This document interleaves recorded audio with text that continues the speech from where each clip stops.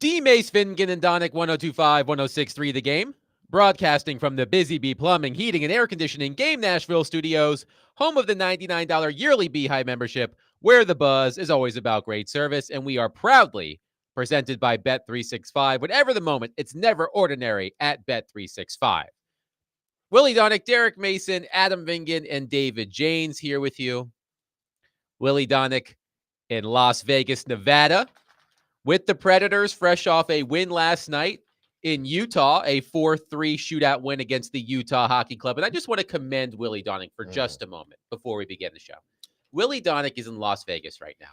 He could be at the craps table or the roulette table or on the slot machines. I think I'm getting word he is. He could be at some all-you-can-eat buffet, stuffing his face. That's where I would He could be at the pool at some foam party with some busty co-eds. But he decided to be here with us. Thank you, Willie. Busty co-workers. I said busty co-eds. Busty co-eds. I mean, still. He means like mentally. Mentally, because that's okay, Willie. busty. I mean, you got to be able to talk. You got to be able. If you want to even get near Willie, you got to be able to. You got to communicate. True. You have to be able to conversate. Yeah, conversate with exactly. Willie Donick. My point is that is. the world is Willie Donick's oyster in Las Vegas, Nevada, but he decided to be here with us. So thank you, Willie. I'm surprised. Well, you're welcome. You're welcome. No place straight I'd to the rather slots. No place I'd rather be. Of course, the show does end at noon local time, so the day is young. The day is young. That foam party starts at noon sharp. And those slot machines will be warm. There is no time that you can't gamble in this city. Exactly. That is for sure. It don't matter. You wake up at 5 o'clock in the morning, 2 o'clock in the morning, and you can go gamble right then and there. That's why there are no clocks at the casino. Exactly. And that's why there's no clocks. there are no windows, right? Right. And you go inside and you can't tell what time it is. Nope. And the sun could come up and down and you wouldn't know it. I always found those all-you-can-eat buffets at the Las Vegas hotels to be intimidating. Like the price you have to pay in order to partake in the buffet. Mm-hmm. Like, I don't think I can eat enough food to justify the cost. I'm just like, I can't eat the food because it's sitting out and everybody else is picking at it. I don't care how big the overage is of the glass, the protection glass. I don't care how much it comes over. No. If I ain't the first person up there, I ain't eating it.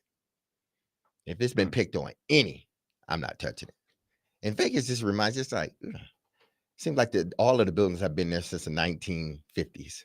Willie, how do you feel about an all-you-can-eat buffet? I'm kind of with Mace. It depends on the location, the quality, but I'm not like I used to be with that. I think when I was in high school, especially when you're like a minor league baseball player and your funds are limited, you're looking for those. Like that is where you want to be. Is the all you can eat, because you take full advantage. But nowadays, I'm not quite looking for it as much as I was. No joke. Several years ago, I went to an all-you-can-eat establishment with a friend of mine who ate so much, the server came over to the table and was just like, "You're done, right? You've had all you could eat." Like, she was, I think, a little bit disgusted by the amount of food that he ate. Oh, wow. Well, that did happen. Buffet. That did happen to Leon in Curb Your Enthusiasm. He was ejected from a restaurant for eating too much at the all-you-can-eat buffet. That is absolutely Larry David true. was not. It was a dilemma for Larry because his buddy Leon was ejected, but Larry was okay. He was allowed to come back, and they tried to ban Leon for life. Not only did they throw him out, but they wanted him to never come back. Yes, I forgot about that. Thank you for reminding me of that. But Willie, we are glad you are here. You'll be out in time to play the penny slots or the nickel slots or whatever it is that you do. So we've talked a lot about one quarterback, Cam Ward. Mm-hmm. We spent a lot of time talking about Cam Ward. We will continue to spend a lot of time talking about Cam Ward. But I want to start today's show. You mean the draft wasn't yesterday while Nashville was winning in the shootout, 4-3? By the way, just a quick side note, because I can't wait for the draft to get here, because let's have some finality here. But Utah did do a tremendous job. That was our first experience. That was a great atmosphere. And when they get that renovated and configured to have more fans in there, that place has been really well preserved. I don't know. The Delta Center opened in the early '90s, I think, when the Jazz they used to play at a place called the old Salt Palace that Pete Weber called some games in when he was doing L.A. Kings games way back, or Seattle Supersonics games. I think is what he was doing. But that's a great building, and it was rocking. Fun game last night. And our broadcast site was right in the crowd, so it was really fun. And so that is a welcome sight. And Adam, I don't know if I know you went to the old. I shouldn't say old, but the original arena in Arizona for the Coyotes out in Glendale, which Yes. never really rocked. You know, when the playoffs were there, it got going, but a regular season game there, not great. And then they played at Arizona State. Did you ever go to one of those games? I did not go to Bullitt Arena. Oh, I mean, it was a cool spot the first time you went there, but it just was not an NHL venue by any stretch. So this is a big upgrade to have Utah in the league, and they're in the Central Division. So looking forward to future visits. And it was a great game. UC Soros stood on his head, and there was some exciting moments. Better late than never, you know, to have these things, but 2 straight really fun nights. So we will talk about Cam Ward at some point today, I'm sure. But I want to talk about a different quarterback who's in the news. Nico Iamaleava. Some really interesting reporting about Tennessee's quarterback. Adam Sparks of the Knoxville News Sentinel writes this, quote, Tennessee quarterback Nico Iamaleava is negotiating a new multi-million-dollar NIL deal just ahead of the transfer portal opening on April 16th, according to a report Thursday. On3.com reported that Iamaleava and the NIL collective that pays him on behalf of Tennessee are trying to hammer out a deal this week. He signed a blockbuster NIL contract in 2022, which reportedly paid him more than $2 million per year. But the market has risen for the highest paid quarterbacks. Miami's Carson Beck and Duke's Darian Mensah got close to $4 million, CBS Sports reported, but they had to go into the transfer portal to get those deals. Now, Adam Sparks had some additional reporting that late last night, Iamaleava's father responded to the report, claiming ignorance of any negotiations and pointing to an unnamed UT staffer for leaking the story. And then earlier today, Pete Thamel of ESPN tweeted this, quote, Tennessee quarterback Nico Iamaleava did not attend Tennessee spring practice today. He's been in conversations with Tennessee about a new contract. The no-show of practice came as a surprise. So a lot to unpack there. Derek, what do you make of this story about Nico Iamaleava? This is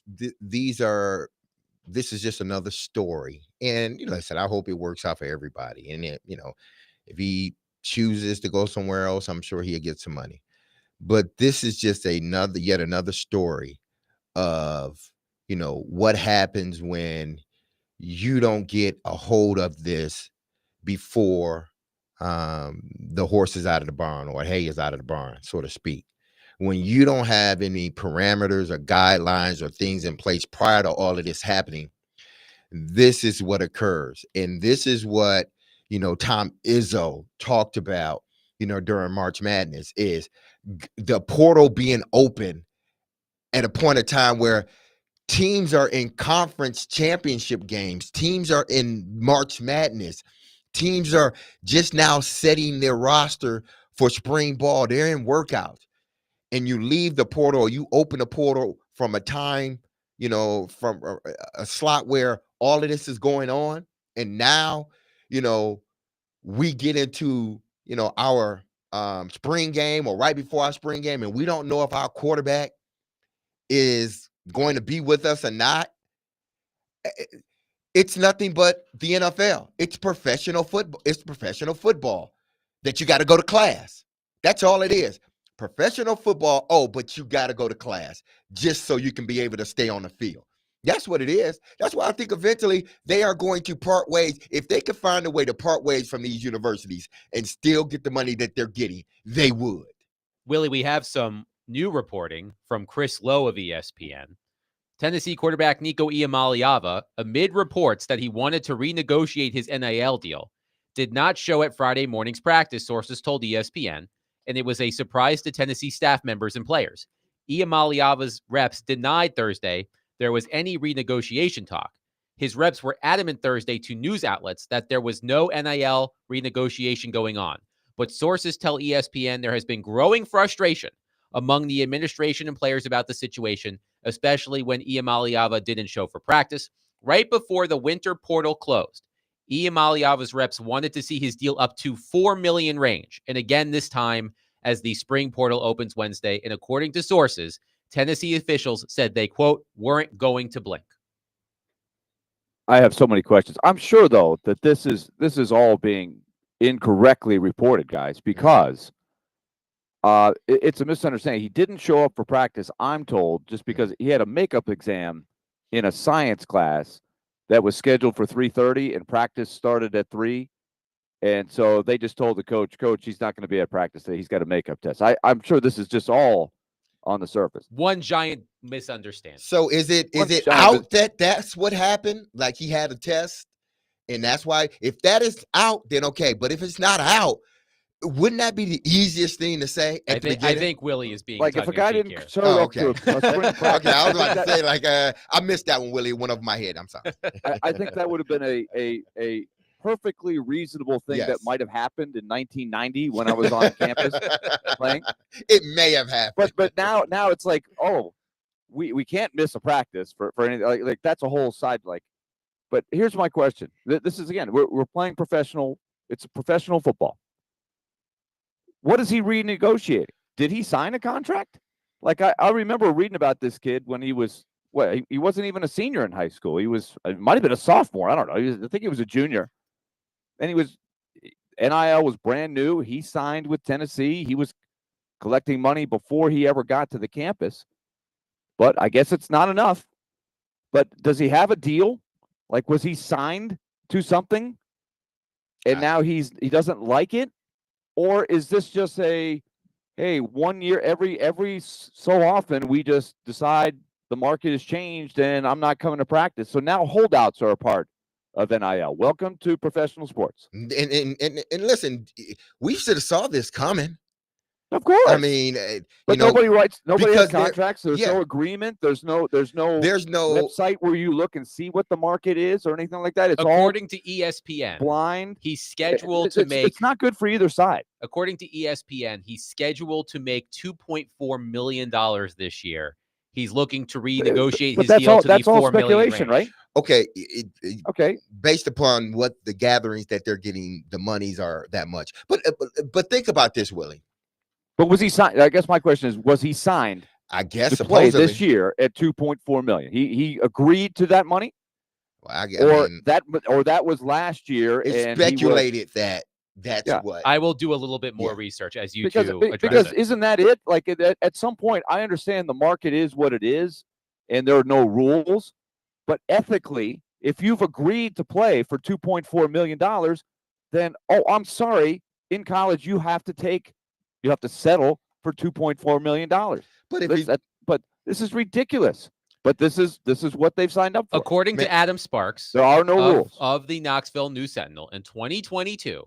Iamaleava signed a blockbuster NIL contract, which reportedly paid him more than $2 million per year and paved the way for the 5-star recruit to sign with Tennessee.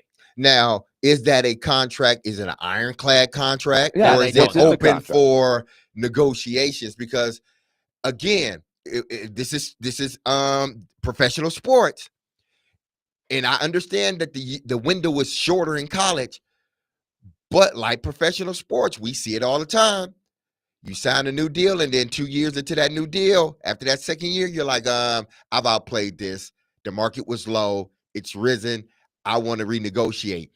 I'm not saying it's right. I'm not saying it's wrong, but this is where we are in a space where you get to, because there's no ramifications. There's no punishment because you are not going to just take that guy's scholarship away. You're not. Because if you take his scholarship away, there are going to be 10 other schools waiting to give him that money. So you're not taking his scholarship away. You're not demoting him. You're not saying you can't practice or coming away. There's nothing you can do as a head coach. But this is terrible. But you can't blame the kids. You can't blame these agents.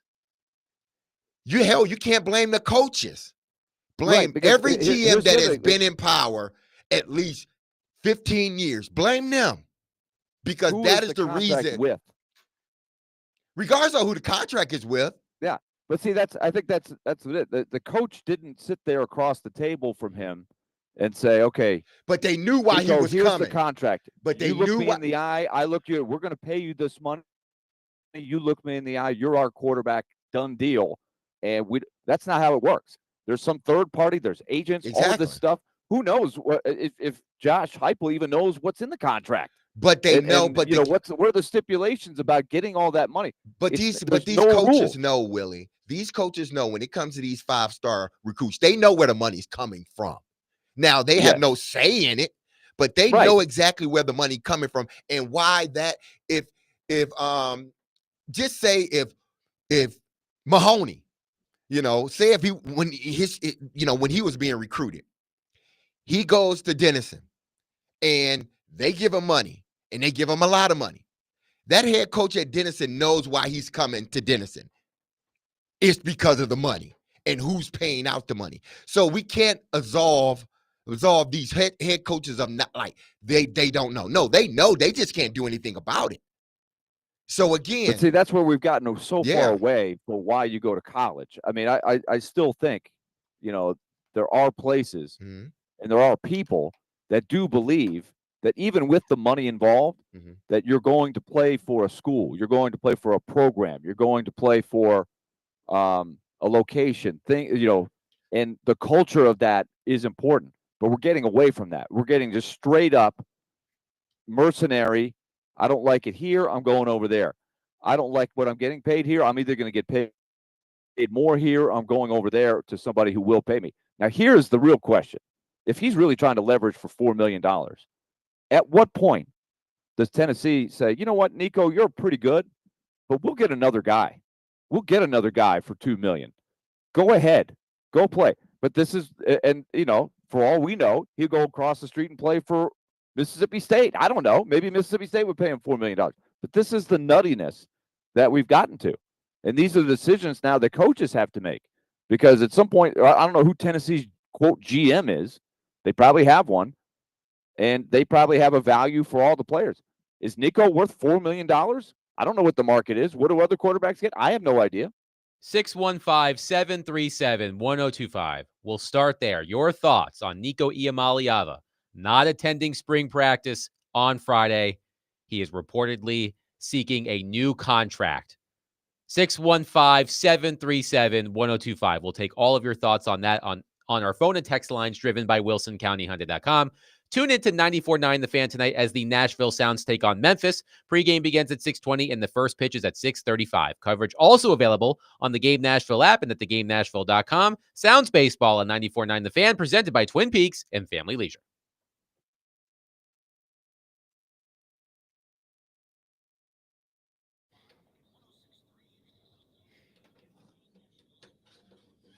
Happy Friday, everyone. This is Derek Mason. You heard me tell you about Dr. Lodge and his staff over at Cool Springs MD for some time. If you set out to lose weight, chances are it's not your first time setting a goal to shed some extra pounds only to come up disappointed. Or a couple of pounds off here or there. But I got some solutions for you. Because at Cool Springs MD, Dr. Lodge and his team understands the frustration of this cycle, and that is why they offer a different approach to weight loss. Their comprehensive weight loss program is led by Dr. Jeffrey Lodge and addresses the root cause of weight gain with tailored nutrition, exercise, blood test supplements, and more. They will customize their program specific to you and you only. So connect with Dr. Lodge at CoolSpringsMD.com today to schedule your appointment for a personalized weight loss plan just for you. That's Cool Springs MD, where your weight loss journey becomes a success story.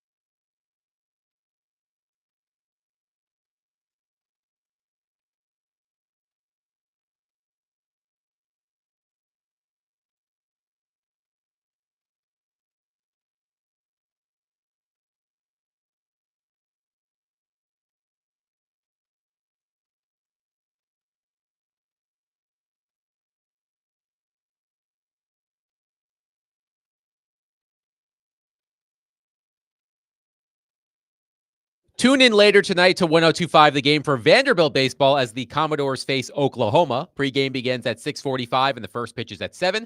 Coverage is also available on the Game app Nashville, the Game Nashville app, and at theGameNashville.com. Willie Donick, Derek Mason, Adam Vingan here with you, talking Nico Iamaleava. He did not show up for practice today. He is reportedly seeking a new contract. The numbers of his current contract, based on various reports, seem to be between $2 and $2.5 million. And it sounds like he wants upwards of $4 million. Carson Beck, who is following Cam Ward at Miami. See, we could find a way to rope Cam Ward into this conversation. Absolutely. Carson Beck, of course, previously of Georgia, now at Miami after Cam Ward leaves. He got $4 million in 2025. The ex-Tulane quarterback, Darian Mensah, received what is believed to be a groundbreaking, according to CBS Sports, 2-year, $8 million deal with Duke to transfer from Tulane to Duke. And a lot of reaction on our text line driven by WilsonCountyHyundai.com. One texter says, Vols need to tell him to kick rocks. He isn't Peyton Manning like he thinks. Joel from Woodbury says, most likely what happened with Nico, another school offered $4 million. Another texter says, if Nico's getting $4 million, then Diego Pavia is worth $4.25 million. Now, Derek, let me ask you a question. All right. You signed, let's just say a 2-year, let's say a 2-year, $10 million contract, $5 million a year. And a guy that after your first year, you make your $5 million, you do a good job. A guy who is about equal to you or not as good as you turns around and signs a 3-year deal for $20 million. And you're like, I'm better than that guy. Can you do anything about it? I mean, you could hold out, right? But you signed a contract, right? I'm guessing that's at the center of this, right? Yeah, with technically Nico, he's agreed somewhere in here. He's agreed to 2 point whatever he's supposed to make, and he's looking around, and the market's rising. Everybody's getting into the game, and quarterbacks are making a lot more. I think that's probably at the crux of this, if I had to guess from afar without knowing anything about it. But that's life, right? That's what happened. That's the business part of it. You sign a contract. But here's in lies the problem with that. Is that even though I signed a year contract or 2-year contracts, it is predicated on me playing for UT, and it doesn't restrict me from leaving and going and play somewhere else. So if indeed that's the case, again, I can choose to sit out. You know why? Because the minute I say I'm done, I'm leaving, you can't stop me from making money with somebody else. Because that person over there is he's allowed to transfer. Yeah, because he's allowed to transfer. And now they know I'm transferring. They know what my money is. They're going to step up to the plate. See, again. But what are we teaching young people? These are young adults. What the world is teaching them. And what the U.S. is teaching. Capitalism. It's about capitalism, man. I know, but what does your word mean? What is your bond? What nothing. Is loyalty? You sign a deal. Willie, nothing. You it means means commitment. nothing. Willie, to quote, that's wrong. I know. I get it. That's not good. I get it. To quote the $1 Million Man, Ted DiBiase, everybody has a price. Ooh, he went back. Everybody has a price. Man, you went back in the day with that one. But listen, I get what Willie, you are. I'm not arguing against that, because you're right. I'm not arguing against that. But you're talking about an athlete in a system 15 years ago, or it ain't even that long, 5, 6, 7 years ago. Yes, in that system, all of that, what you say, is absolutely true. And it should spill out, into what's going on now. But it's professional sports without any regulations. That's all it is. Because if I'm runner-up to the Heisman this year. Derek Mason, runner up to the Heisman, and you're paying me $4 million. And this contract is, as long as I stay at, wherever I'm at, Michigan State, even though Michigan State wouldn't do that. We do things on the up and up. But so you offer me that contract. Now I'm the favorite to win the Heisman. So that contract I signed was before I became runner up to the Heisman. Now you gotta pay me. You have to. You have no choice. If you want me to stay here, unless you got a stud behind me, but then you got to hope and pray that works. But I have you right by the jugular. You can't do anything about it. And the moral thing or the upstanding thing to do, and you're right, Willie, would be to say, hey, listen, man, I'm just going to honor it. Can y'all throw, I gave you my word. Yeah, I gave you my word, but can you throw a little bit on the side? Just, do something else to sort of smooth this thing out. But the contract, I am going to honor it. Okay. That's not that. Okay, it's not so that Derek, anymore. Let's play the other side. It's not that anymore. Let's play the other side. Nico signs a 2-year deal 2 years ago. I don't know when he signed this deal. I'm just guessing. This is all speculation. But let's say before last year. He signed it in 2022. Okay, he signs it in 2022. Let's say that last year he flops and has a bad year and they don't make the playoffs. And he shows up to get his second year, $2.2 million, and Tennessee says, oh, you're not our starter anymore. You stunk last year. We're not honoring the contract. What then? Is that just life? That's how it works? Yep. Is that how it's supposed to be? Yep. Because I've seen that happen plenty of times, even before NIL. As you know, Willie. So this is scholarship. Survival of the fittest. It's all out there. That's what it's straight up capitalism. Willie, I'm not in agreement with it. I'm not wholeheartedly in agreement with it. But this is where we are right now. So you got to sort of play the game the way that everybody else is playing it.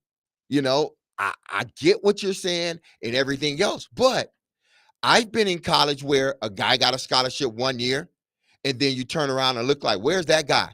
He didn't perform. He wasn't doing what he was supposed to do. You didn't even put him on probation. You was just like, hey, man, you go somewhere else. I take the next guy. It's been happening all along, but, they didn't talk about it, But now the player is in a position of power, and we can't blame anybody else but these presidents and these ADs who have been on a job for more than 10 years. You blame them, those that didn't want to change the system. You blame them because this is what we have now, is a system where I can move when I want to move, and you, sir or ma'am, can't do a darn thing about it, because if you want to take away the money, you want to take away my scholarship, I've already performed. I'm going to go to Georgia then. I'm going to go to Vanderbilt. I'm going to go to, Southern Miss. I'm going to go to Alabama. I'm going to go to Michigan State. Why? Because they're going to pay me. And then the cycle starts again the next following year. Look, I'm not going to act like what you're saying has never happened. There are coaches for sure over the years that have run people off.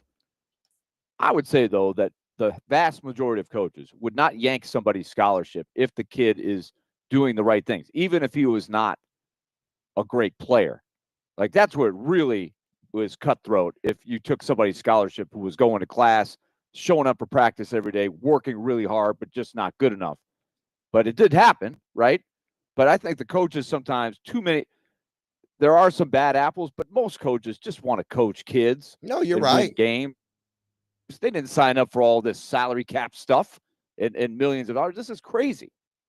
A couple of texters have pointed out that coaches do the same thing. And see, that's the thing. Yeah, coaches do, but let's not put it on the coach. This is new stuff. Most coaches just want to coach kids. They have to win, so they have to adapt. But I'm thinking not of what they wanted to use a college basketball, a recent college basketball example. Kevin Willard and the messy departure from Maryland to go to Villanova, right? Coaches just can up and leave, right?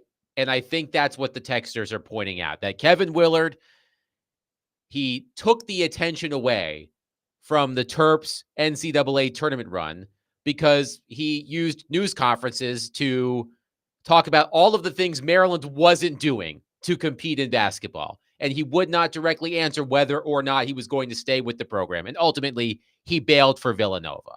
So I think that is what the texters are saying, that coaches can just up and leave whenever they want. So why can't players as well?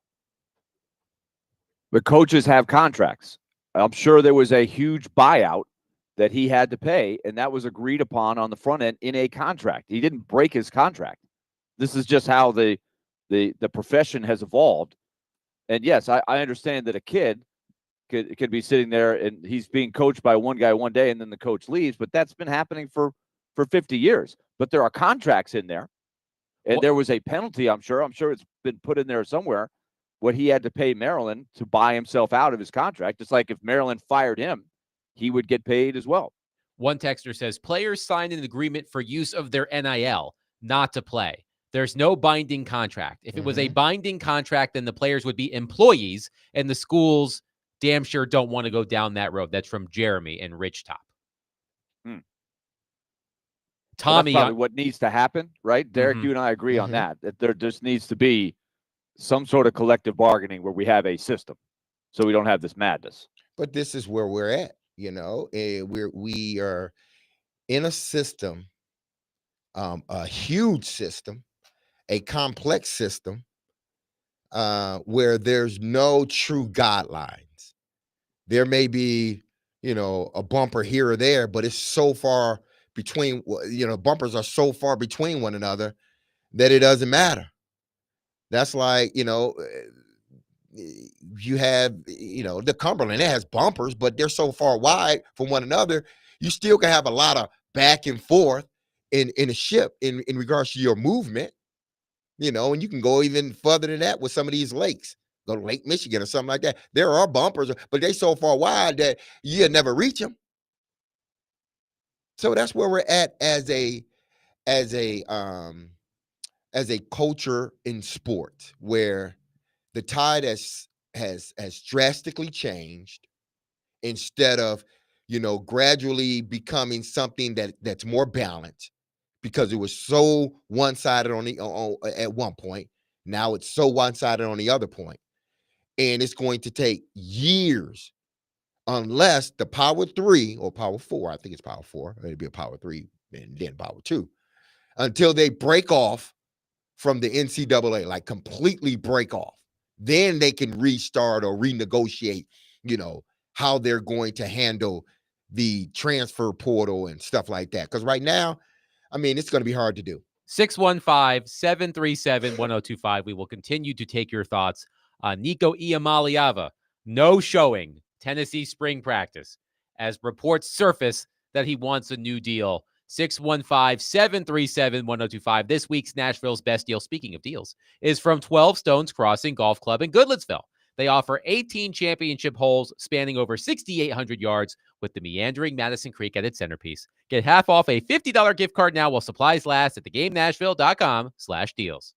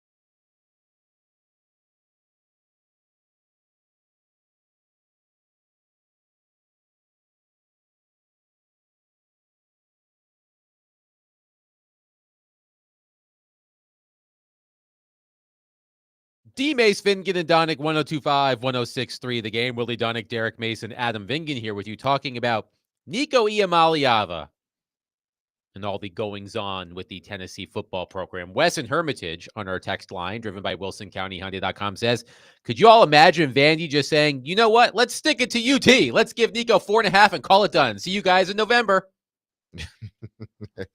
Well, I mean, that brings up the question, how much does Vanderbilt pay Diego Pavia? I would imagine it's a competitive number. Diego Pavia is no dummy. He probably, when he won his case, he was a free agent, just like all these quarterbacks are. And I'm sure he had to come to an agreement to stay at Vanderbilt. I think Vanderbilt's happy to have him. My other question but it's an interesting. No, I mean, we just saw Jalen Carey go across I-40 to go from Vanderbilt to Tennessee for basketball. I'm sure money was a part of it. What are Nico's pro prospects? Do we expect Nico Iamaleava to stick in the NFL? I can't imagine he's a starting caliber quarterback in the NFL. Maybe he's a backup quarterback, but perhaps he realizes that this is his moment to cash in because he may not have that opportunity at the NFL level. That's something to keep in mind. A lot of Vols fans, I'm sure, would also argue with the fact that Nico probably doesn't deserve a raise. Mm-hmm. He was fine last season. He had more than 2,600 yards, passing yards, I should say, 19 touchdowns, 5 interceptions for the Vols. They went 10-3. They went to the college football playoff. They got smacked down in the college football playoff. But I'm sure a lot of Vols fans are saying, you don't deserve a raise. And I would tend to lean toward the Vol fans because it's not like they were saying, oh my gosh, like, listen, we got this kid and look at us. Like, he is the reason why they are winning. No, he wasn't. It was like their defense was hella good and they had some offense. It wasn't like the year that what was it, 2 years ago? The quarterback. Hooker. Hendon Hooker. It wasn't like a Hendon Hooker. Exactly. It wasn't. Those numbers were not that impressive. Exactly. There were some games where they struggled to score. It wasn't like you said, they won with defense. It wasn't like a Hendon Hooker type year where he just, you knew, like, man, that kid was going to end up being the Heisman Trophy had he not had that one game where he just fell apart and then they end up losing. But we didn't describe Nico in that fashion. It was like, okay, he's a good quarterback, but he's still doing a bunch of things that if Tennessee didn't have a really good team, they would be losing these games. So I would tend to lean with some of the Vol fans and say, you don't deserve a raise, man. So, but this is the system that we're in. But we talked about this during the break, Derek, about in the NFL. Yes. It's when you sign, right? Yes. It's that precedent. A quarterback signs, the next quarterback could sign a week later, but he gets a little bit more money, right? Mm-hmm. Because he signed a week later. So when Nico Iamaleava sees Carson Beck, who, by the way, has won a national title, 2 or just 1, I can't recall. Carson, I know he has 1. Either way, he is a national champion. Yeah, because Stetson Bennett won 1. Right. Yeah. So he's a national champion. And he goes from Georgia to Miami. It gets paid $4 million reportedly. Well, Nico feels like he's up next. Therefore, that sets the threshold for starting quarterbacks in this NIL era. Yeah, and I think to your question earlier, Adam, I don't think it has anything to do with his pro stock. It's the market for a really good college quarterback. That's what people are paying. It doesn't really matter if he's going to be a pro guy or not. But I see your point. And this is the short-sighted part of all of this. When you're 20, 22 years old, you think, hey, I'm set for life if I make $2 million this year and $4 million next year. And yeah, you're set for a while, but I'm just going to tell you, I graduated in 1993. It's a long ride, baby. You're not it's going to end. Your money is going to run out if you're not preparing yourself at some level for what you're going to do after college. So I joked about, he has a test. That's why he's missing practice. I hope some of these guys are paying some attention to this, because if your whole world is wrapped up on how many last dollars can I squeeze out of the college game before I move on? You're not going to be in a great spot when you're 30, when you're 35, you're 45. Life is a long road. We were talking about this with Jason Edwards, though, right? Mhm. He transferred out of Vanderbilt. By the way, he landed at Providence, so he's Hal Gill's problem now. But Jason, Right.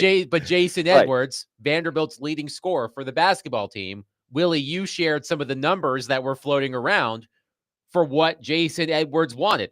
I don't know what Providence ended up giving him. Maybe Providence gave Jason Edwards what he wanted from Vanderbilt, but I don't know if Jason Edwards is going to be a good pro. So to him, he may say, I need to make that extra money because my basketball career may be over after I run out of eligibility in the college ranks.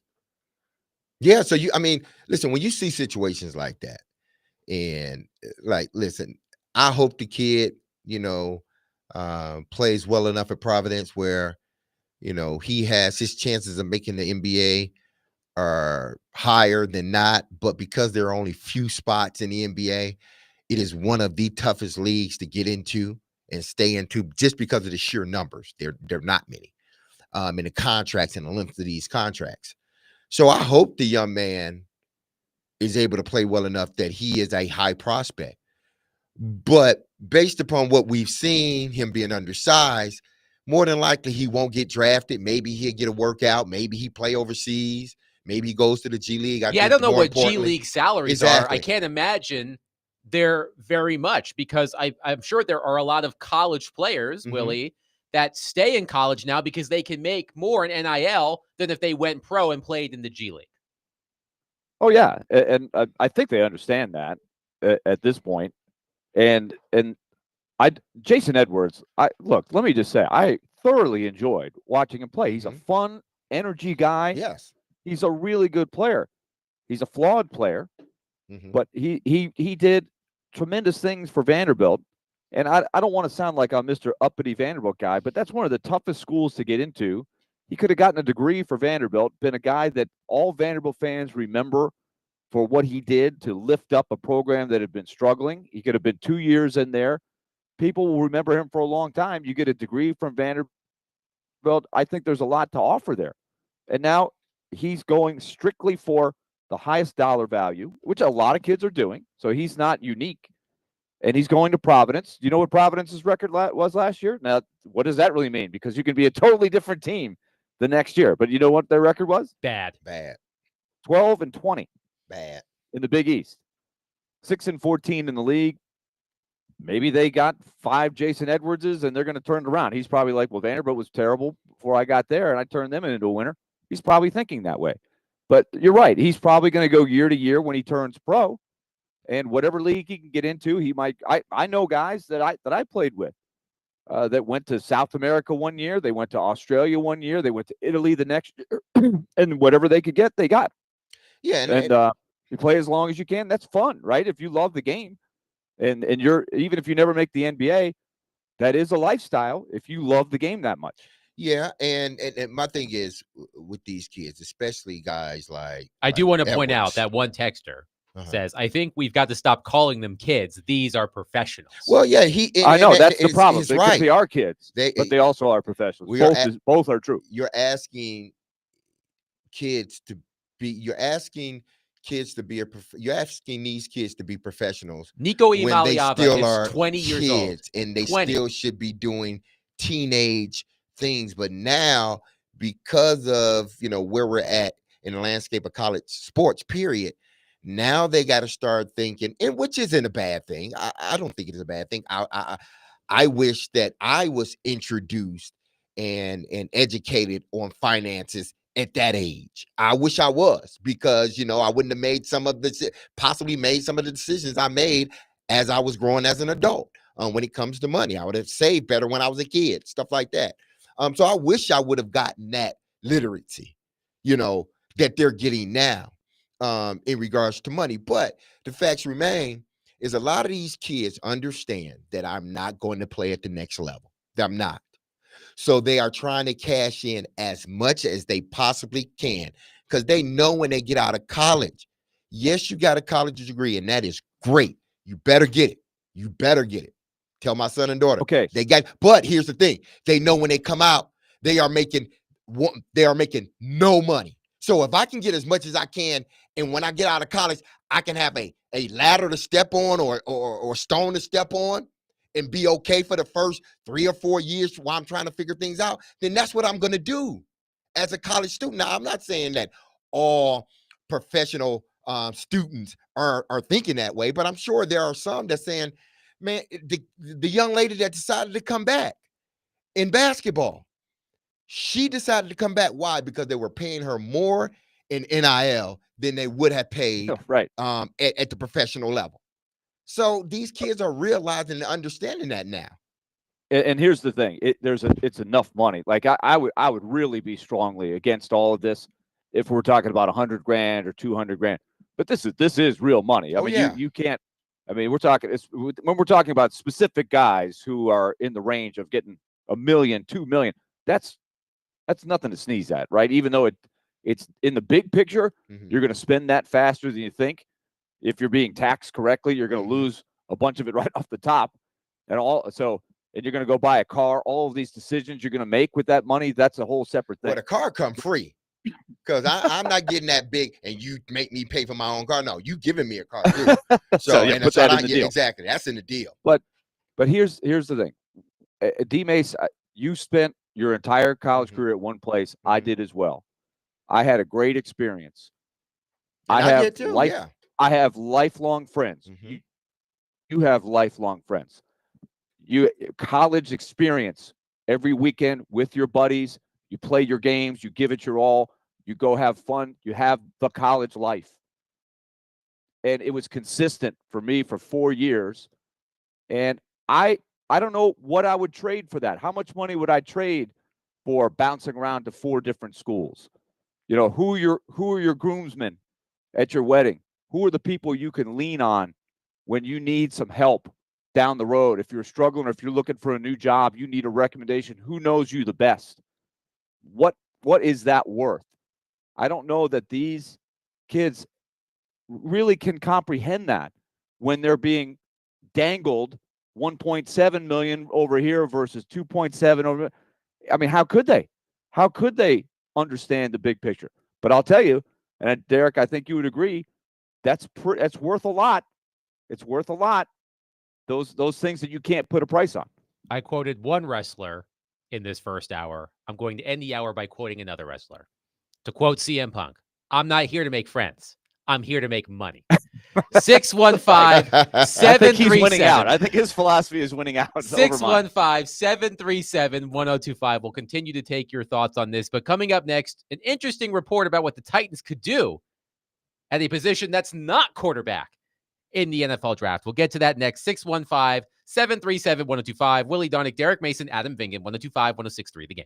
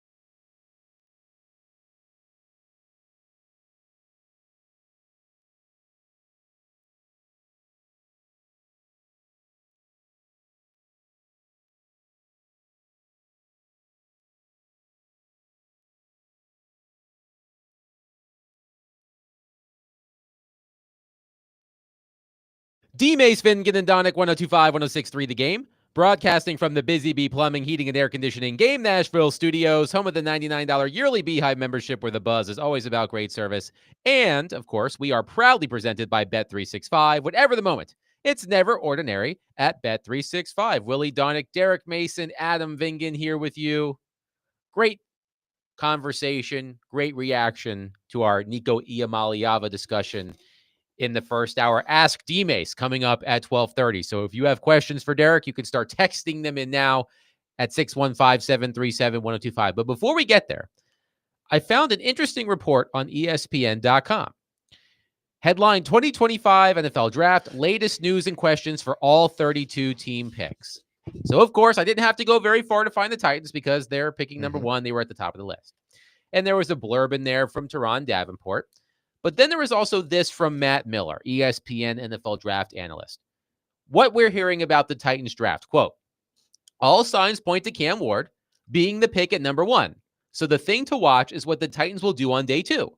They're lacking a third-round pick due to the L'Jarius Sneed trade last offseason and need a receiver to complement Calvin Ridley.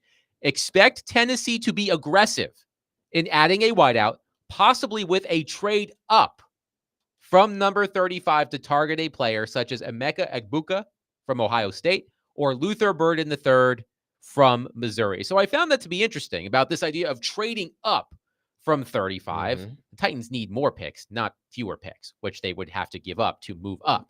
But Mel Kiper, in his latest mock draft at ESPN.com, had both of those receivers available to the Titans at number 35. He had Jacksonville taking Egbuka at number 36 and the Patriots taking Burden at number 38. So maybe the Titans don't have to move up to take one of those wide receivers. But Derek, what do you make about this report? Expect Tennessee to be aggressive in adding a wideout, possibly with a trade up from number 35 to target a player such as Emeka Egbuka or Luther Burden III. I think you have to believe it to be true, because where they are at that position, they have one guy. And listen, Vance Jefferson has been in this league for I think 4 or 5 years. He's won a Super Bowl with the LA Rams, and he played during that Super Bowl season, and I think even in the Super Bowl. So he was a contributor, to their success. And we watched him here, locally, and then go off to Ole Miss, I think it was, and perform well there. So he's a good receiver. But the Titans need a upgrade at that position. I think some of the young guys that they have, I wish this regime give those young guys a true opportunity to show what they can do. I really do, because I like the kid Jackson. I think he's going to be a hell of a player. But they need a number two at that position. They need someone that can be the number two now and cycle into the number one. They need that guy, because if you look at all these outside of Patrick Mahomes, and he's something different. And he even has, Travis Kelce and then Xavier Worthy, who's considered the fastest guy outside of Tyreek Hill. And he shows he's going to be a playmaker if he stays healthy in this league.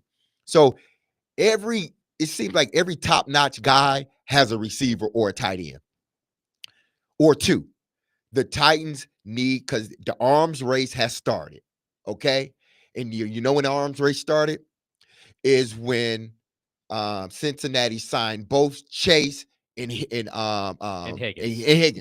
That's when it officially started, because now you got two guys that are number ones, one team. Now you better up your game. Minnesota's doing a great. I think they're going to be one of those teams. You got to try to stay ahead of the curve. So you need a bona fide guy, whether it's Luther Burden, I think is coming for a visit right before the draft. I believe that was reported by Easton Freeze of A to Z Sports. Yeah, so he will be here. So if you got a chance to get a Luther Burden III or Emeka Egbuka. It's easy. It's easy for me to say. Emeka Egbuka. Yes. If you want to get him, Mecca High, Mecca Heine Ho for all of you Pee-wee's Playhouse fans. The whole thing, yeah, Pee-wee. Yes. If you got an opportunity to get him, get those two guys. Get him. Here's another guy that may be falling. You may even be able to get him in the 4th or 5th round. I don't know, 4th round. But there are only allegations, and I want to see what comes out. Isaiah Bond, I think the kid out of Texas. Yes. Things are circulating about him, and alleged things that he's done recently, allegedly off the field. So that may drop him. I hope it comes out to be not true. I really do. So if it comes out to be not true, he's another guy that will be sitting there that you could potentially, if you want to move up into the third round, to get a guy like that. But you need a guy opposite Calvin Ridley that can segue into that number one spot. Willie, I was reading a story from Aaron Schatz at ESPN. I know how much you like Aaron Schatz's work. And he ranked the NFL draft wide receiver prospects using what he called the playmaker score, which is done annually by Nathan Forster. It analyzes the player's peak college season along with other variables, including ESPN's Scout Inc. ratings, to project a player's receiving yards per year in his first 5 NFL seasons. It also notes similar prospects from previous drafts, and similar historical prospects are based on players with similar playmaker statistics. So I thought this was interesting. Number 5 on his list was Emeka Egbuka of Ohio State. And I think Derek might get a kick out of this as well. One of Egbuka's similar historical prospects, according to this formula, is Kevin Dyson. What do you think about that? That's a comparative. Yes. I mean, I thought listen, everybody understands. I think people just look at how Kevin's career ended. He dealt with a lot of, he had that catastrophic knee injury. His second year, Willie, or it was third year, I think. It might have been the second or third year where he had that knee injury. And I remember when it happened. Yeah, Boy, I don't think he would ever got back to what he could potentially have been because of the knee injury. Now, he played well once he came back and was fully healthy. He played well, but he also dealt with some injuries. So prior to that, I thought Kevin was going to be a hell of a receiver. Like, I was watching him real time. Everything that he did was trending toward being a close to an elite receiver, if not that. What I was seeing on the practice field, he was just starting to pick up the game, and then he gets hurt. So his career is derailed. So that comparison, I take that comparison, but I'm not taking it because of what Kevin didn't do in the NFL. I'm basing it on what I saw early on and what he could have been.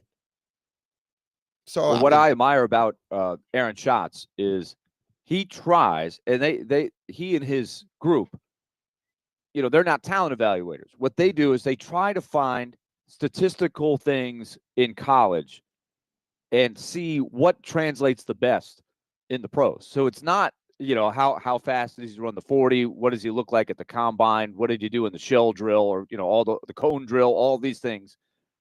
But they try to say, what did the guy's numbers tell us in college? And it's still a work in progress, because if they'd figured it out, then it'd be a lot easier to figure out who to draft when. But getting back to the original question, I'll tell you, I don't like the idea at all of trading up. I don't like it either. I like the idea of taking that second pick if you're going to draft at number 1 and not trade out of that spot, which it looks like that's the direction it's heading. If we're going by the razor, right? Mm-hmm. Occam's razor. Yes. We think that's the explanation. They're just going to take Cam Ward. Mm-hmm. Then the second pick is where you might have a chance to get that third round pick back. And I don't know if any of these guys, look, that's where your scouts, your numbers, your analytics have to be really good. Mm-hmm. And they can all be good. It's just like you said, D Mace, I think, look, Kevin Dyson was famously picked before who in the draft? Randy Moss. So he Randy will always Moss. be compared to that. Right. And that was always the tag. Well, they could have had Randy Moss. Of course, Randy Moss, there was a lot of reasons why he slid down like he did. Otherwise, he would have been right at the top of the first round. They probably wouldn't have been able to get him anyway. Right. Right. But they chose Kevin Dyson. And Kevin Dyson, I agree with you, D. Mace. It was his third year. After his first year, not really making an impact at all. Right. And that's where everybody was looking at it. Randy Moss is lighting it up. And the guy we picked isn't even playing half the time. But we ran the ball more times than we threw it. Right, but he wasn't really in the rotation very much his rookie year. Then the next year, he had a solid year. Not great, but good. and he looked like he was on the rise. Then he tore the ACL. So you can do all your homework, and I think that they drafted a really good wide receiver that was going to be a good pro. But what happened happened. So you can have everything right, and still it doesn't pan out. But the more, I still go back to the dartboard, the more darts you have to throw, the more chances you have of having more good players. So I'm trading out of the second. I'm trading out of that pick, whatever it is, 33, I guess you would. 35, I believe. 35. I want Yes. more picks. I want more picks. I'm trading down, not up. If I'm not trading, I'm not sure if I'm trying to trade, and that's what it would essentially be, trying to trade back up to the first round, because I think even though you're essentially getting, you figure I'm getting my second round pick, I'm still getting that second pick, but I'm moving up. Now, what will it cost? I think it'll cost more for you to move up into that first round, unless you're moving like, hey, give me, even that, because you would be potentially taking away an individual's first round pick and then giving them your second. And what if they don't have a second? They're obviously not going to do that. But I guess if they have a second, then it'd be better for them. But what I'm saying is this: it will cost you more to move up to the first round. And the Titans are not in a position to move up in the first round. But I'm with you, Willie.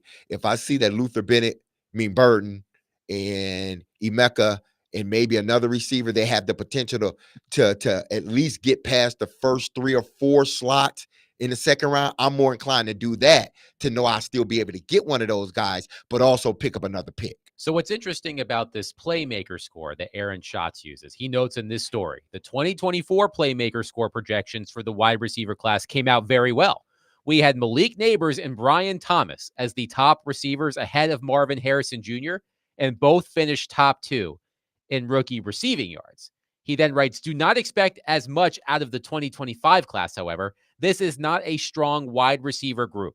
Last year, 13 receivers had a playmaker score of at least 400. There are 4 in the 2025 class, and one of them might not even play full-time wide receiver in the NFL. That, of course, is Travis Hunter. So the 4 players, the 4 receivers that have a playmaker score of over 400 are Travis Hunter, Tet McMillan, Matthew Golden, and Luther Burden.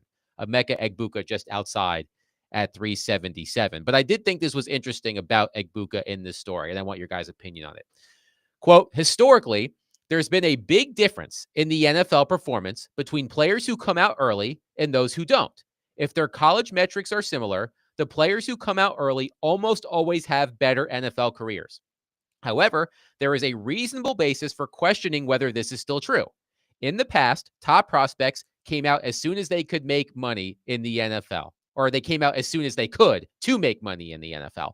Now players might stay in college an extra year for a lucrative NIL opportunity. So these 4 receivers and seniors going forward might be slightly underrated by playmaker score. So he mentions that the top 4 receivers on the list are juniors: Travis Hunter, Tet McMillan, Matthew Golden, and Luther Burden. The following 4, starting with Egbuka, are seniors. So that idea of players who come out early and those who don't, if their college metrics are similar, the players who come out early almost always have better NFL careers. Anecdotally, do you think that's true? I mean, I think, how far back is he going? Because I think the athlete has changed tremendously.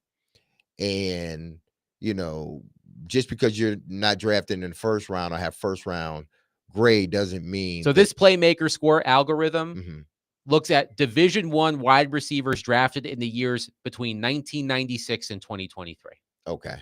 So that is a, and we know there's a wide range of Division I, exactly, right? That's Louisiana Tech versus yes. Michigan State versus Vanderbilt versus so it Boise State. It should have been narrowed That's down hard. to the Power 4, Power 5, or it's hard. Yes, it's hard to just translate. Exactly. So depending on what school that person was at, it's going to vary.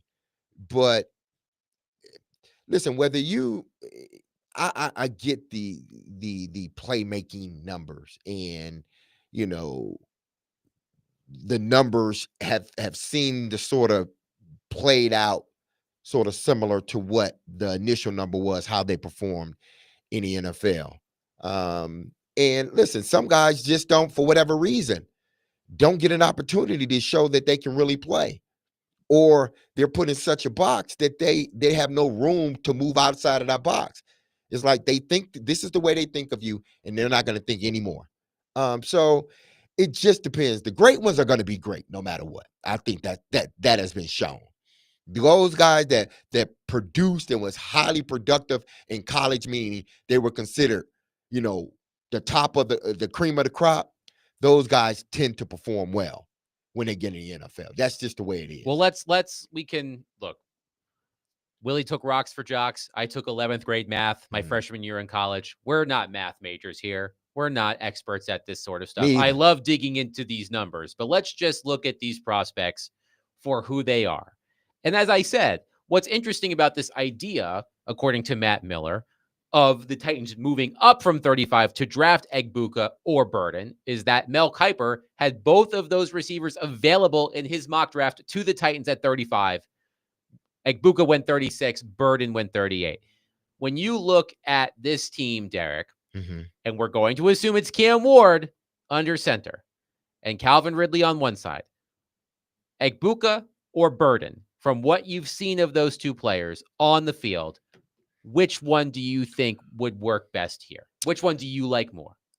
Man. I think I'm going Luther Burden. One reason, and Emeka may have done this in college. I don't think he did. He may have, at least early on, is his punt return, his return ability. I think Luther Burden has a really good punt return ability, and that's something that the Titans are missing, a true punt returner.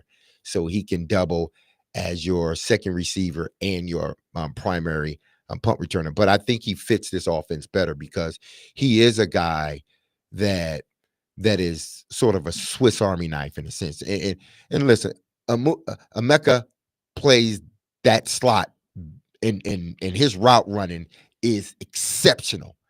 I mean, I don't know what they're teaching Ohio State receivers up there, but all of them they come out of college knowing how to run routes. They may not end up being the best receiver out there, but when you look at their route running, it's like, man, do y'all take master classes in running routes and deceptive, showing that deceptiveness in your route running? Because they all do it, majority of them. But he hasn't. I don't see him as a guy that can flex outside just as much as he can flex inside. I see him as that guy that's playing inside. You're going to motion him down, try to get a mismatch. He got good speed. I see Luther Burden as being an outside guy.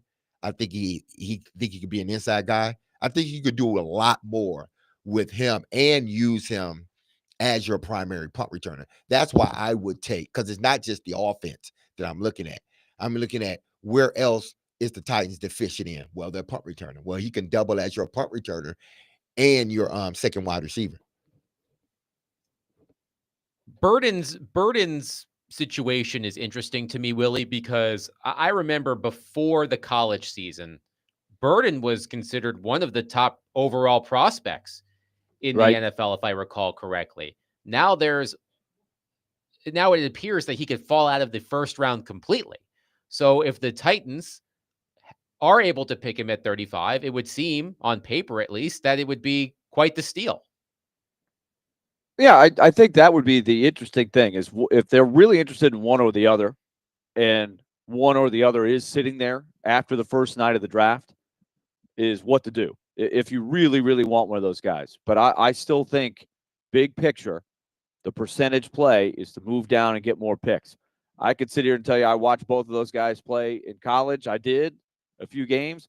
The thing that strikes me about Egbuka is he was on a team that had great playmakers all over the field. And so I don't think teams were going into every Saturday against the Buckeyes and saying, we've got to stop Egbuka. We can't stop Egbuka. We've got to take him out. Because they had, if Egbuka didn't get it done, they had 3 or 4 other guys that could be the best player on that day. I don't know how that translates. This is the mystery of evaluating college talent.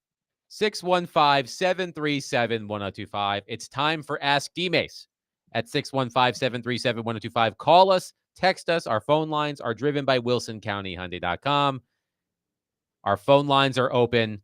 Derek is patiently awaiting your questions. 615-737-1025. It's time for the 4th annual 615 Open Charity Golf Tournament, benefiting Folds of Honor, presented by Gary Force Acura. Cromwell Media, along with partners Fox 17, Outfront Media, and Social Indoor, are proud to announce we will be back at Hermitage Golf Course on Thursday, May 29th to make a difference while having a great time. You can join us and a few guest media members, athletes, and musicians as we raise money for Folds of Honor. Donations will go to provide life-changing scholarships to families of America's fallen or disabled military and first responders. Sign up to play or sponsor at 615open.com.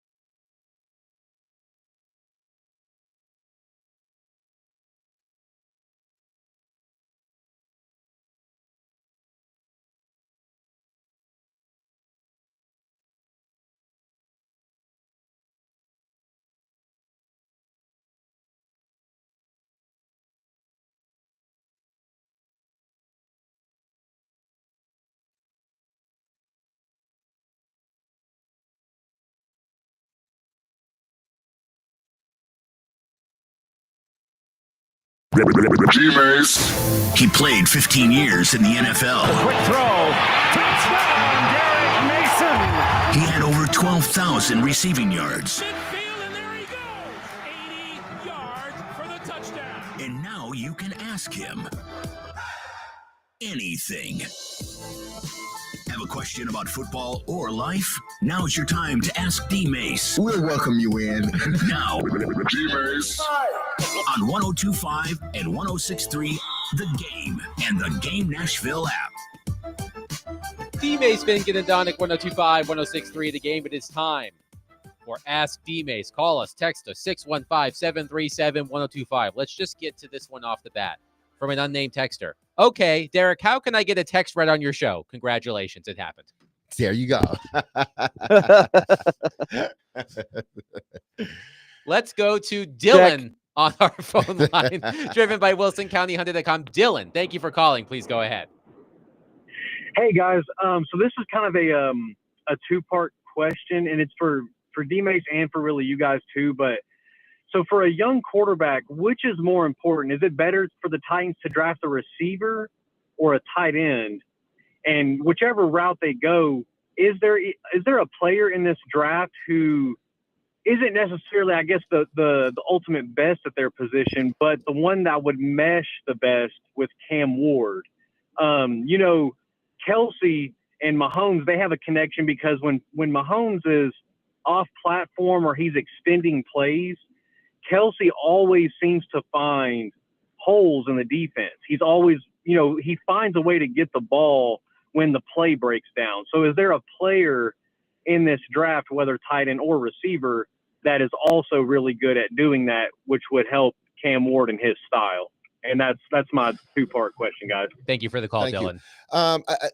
This is interesting because no one has talked about this, and I'm not sure why they haven't. Maybe because this position isn't sort of as deep as other positions are. And listen, it's not like the wide receiver position is, deep this year at talent. I do believe they have some talented guys, but like the tight end position, it may not be as deep as it has been in previous years.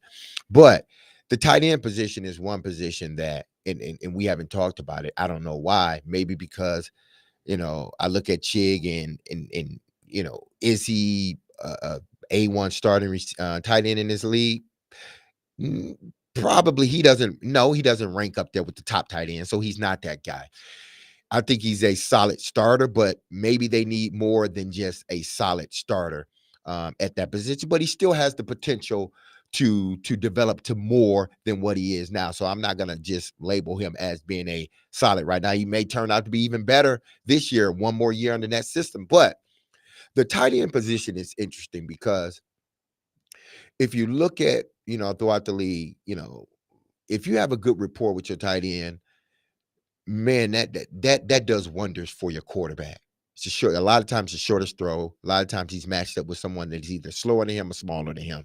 So he's a matchup problem, especially if he's one of those, franchise to elite type tight ends. Travis Kelce, we know who they are in the NFL. So I would love if the Titans were in a position where they can get one of these top tight ends, whether it's Tyler Warren or Colston Loveland or Fanning out of Bowling Green, or the kid out of Miami who he played with, Elijah Arroyo, I believe that's how you pronounce it. Elijah Arroyo. Yeah, Royal.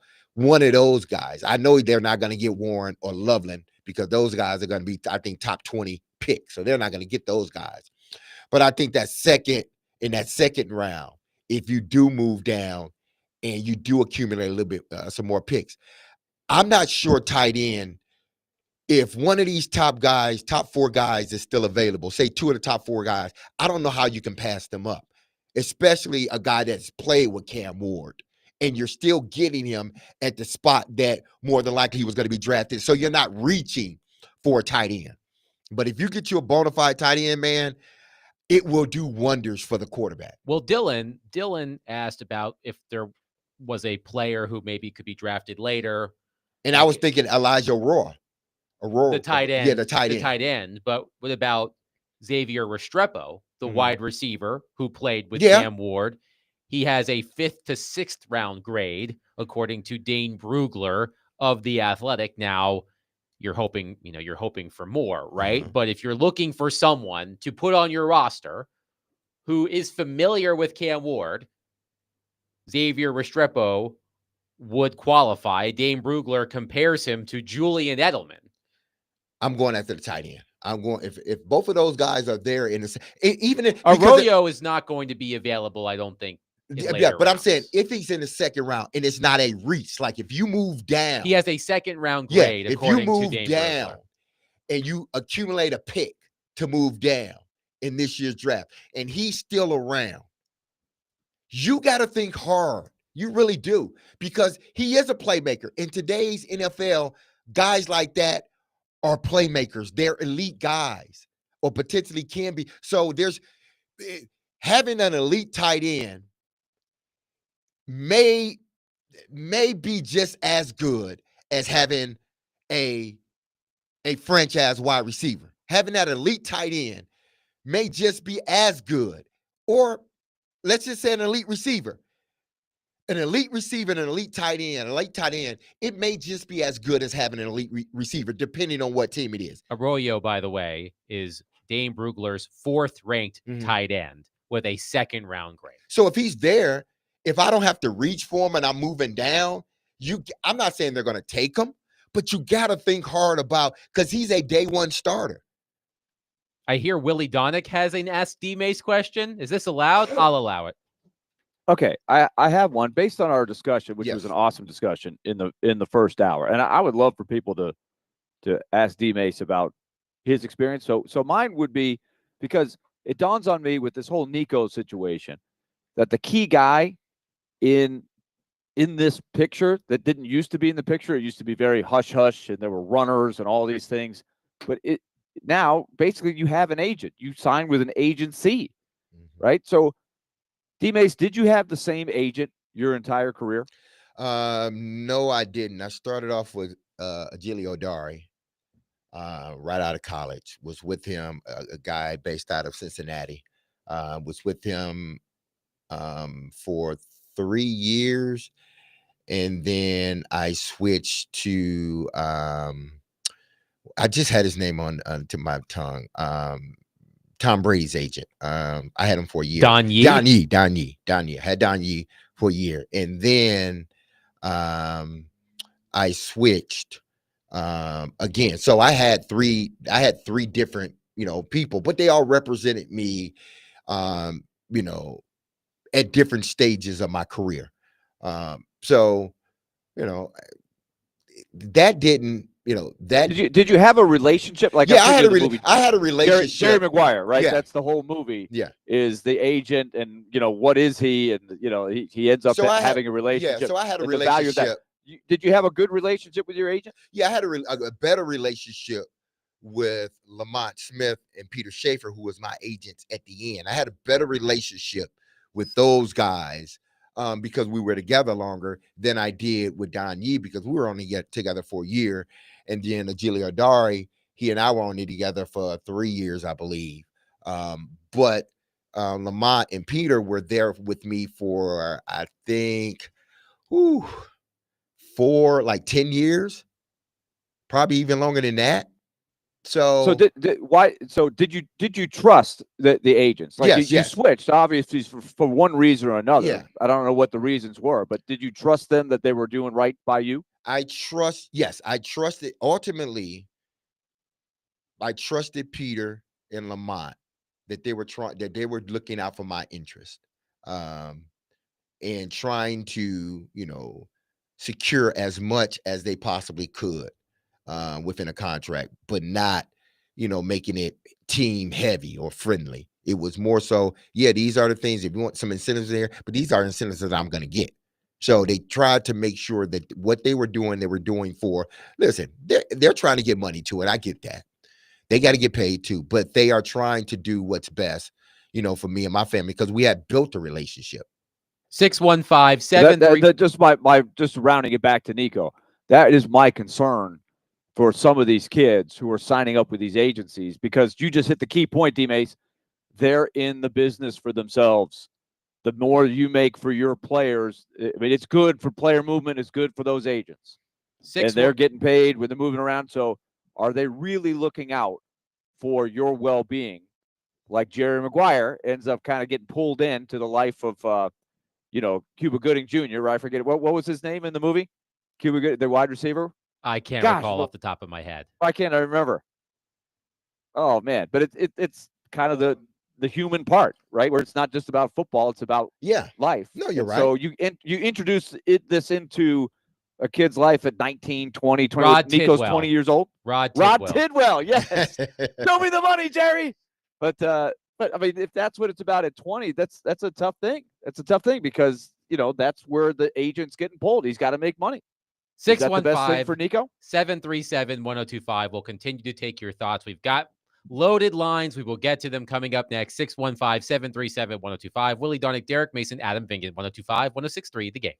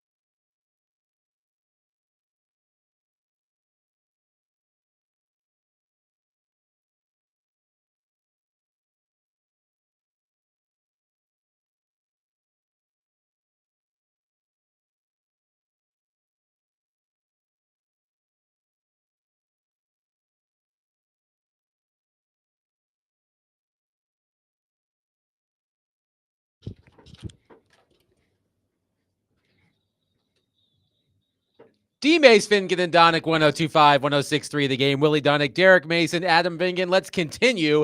Ask D-Mace. Eric is on our phone line, driven by Wilson County, Hyundai.com. Eric, thank you for calling. Please go ahead. Yeah, it's been a while. I do have a dad joke. The last time I called in for a dad joke, I heard the Price is Right music. It was the first time that it ever happened to And me. you got to bring it hard, Eric. You got to bring it. Yeah. And a couple of times I called in after that, accidentally got hung up on, called back, and they never got back to me. Another time I was on hold and they never got to me. So hopefully this is better. I'm still planning to call in as much as I can. I don't know if I'll be calling every week. I'm still trying to find a part-time job. So we'll see what happens. Well, good I luck also with had that, a two-part question concerning Cam Ward, but here's my dad joke, and I hope it goes well. So, guys, have you heard that Apple is into the car manufacturing business? But have you heard the sales have been terrible? They didn't sell too well. You know why? Why? Is Why? No windows. I like that one. Nice. That was a good for one. the techies. I got to admit that was one I heard. So, but I thought you might. Okay, here's my two-part question of Cam Ward. You guys may have heard this. So the first one, and I was surprised at this. I heard, I guess it was Louis Riddick, and I guess the guy's name was Kevin Clark, were comparing Cam Ward. They're saying they think he's the next Patrick Mahomes. When I heard that, I was stunned to hear that. And I've also heard other people, the second part of the question, we're talking about Cam Ward, and there were a lot of people comparing him to Steve McNair. And Derek, I just wanted to get you and Will's thoughts on that. Had you heard that, and what are your thoughts on that? Guys, it's always good to talk to you guys. Y'all take care, and we'll talk to you again soon. Thanks for the call, Eric. So we discussed the Louis Riddick, Patrick Mahomes thing yesterday. We actually talked about the Steve McNair comparison earlier in the week, and I'm not picking on Eric here, but what did I like in this Patrick Mahomes, Louis Riddick thing to yesterday? A game of telephone. Yes. Right? Mm-hmm. Louis Riddick, if I recall the clip correctly, Yeah. did not say that Cam Ward's going to be the next Patrick Mahomes. No, he didn't say that. He did say that there were elements of Cam Ward's game that reminded him of Patrick Mahomes. But when you put those two names together, particularly Patrick Mahomes, it's a loaded situation. But your thoughts on the Cam Ward, Steve McNair, Patrick Mahomes comparisons of what? I don't think that the game is different when it comes to Steve and Ward. I think the way they played the game totally different. And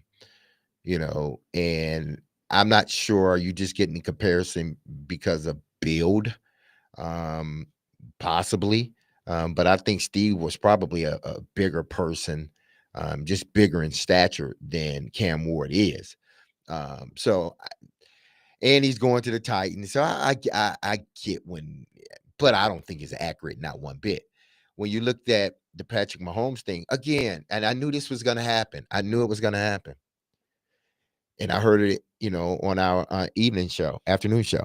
It was almost like the narrative was being turned into, he said he was going to be Patrick Mahomes, or he is Patrick Mahomes. He didn't say was or is. He said, listen, the traits remind him of Patrick Mahomes. Some of the traits, and that's what we're looking for, right? Traits in, his passing and things that he's doing on the field from a passing standpoint, and how he's not really a runner, but he can run and he can buy time and all this other stuff, and how he's throwing in different angles. That's something Patrick Mahomes doing.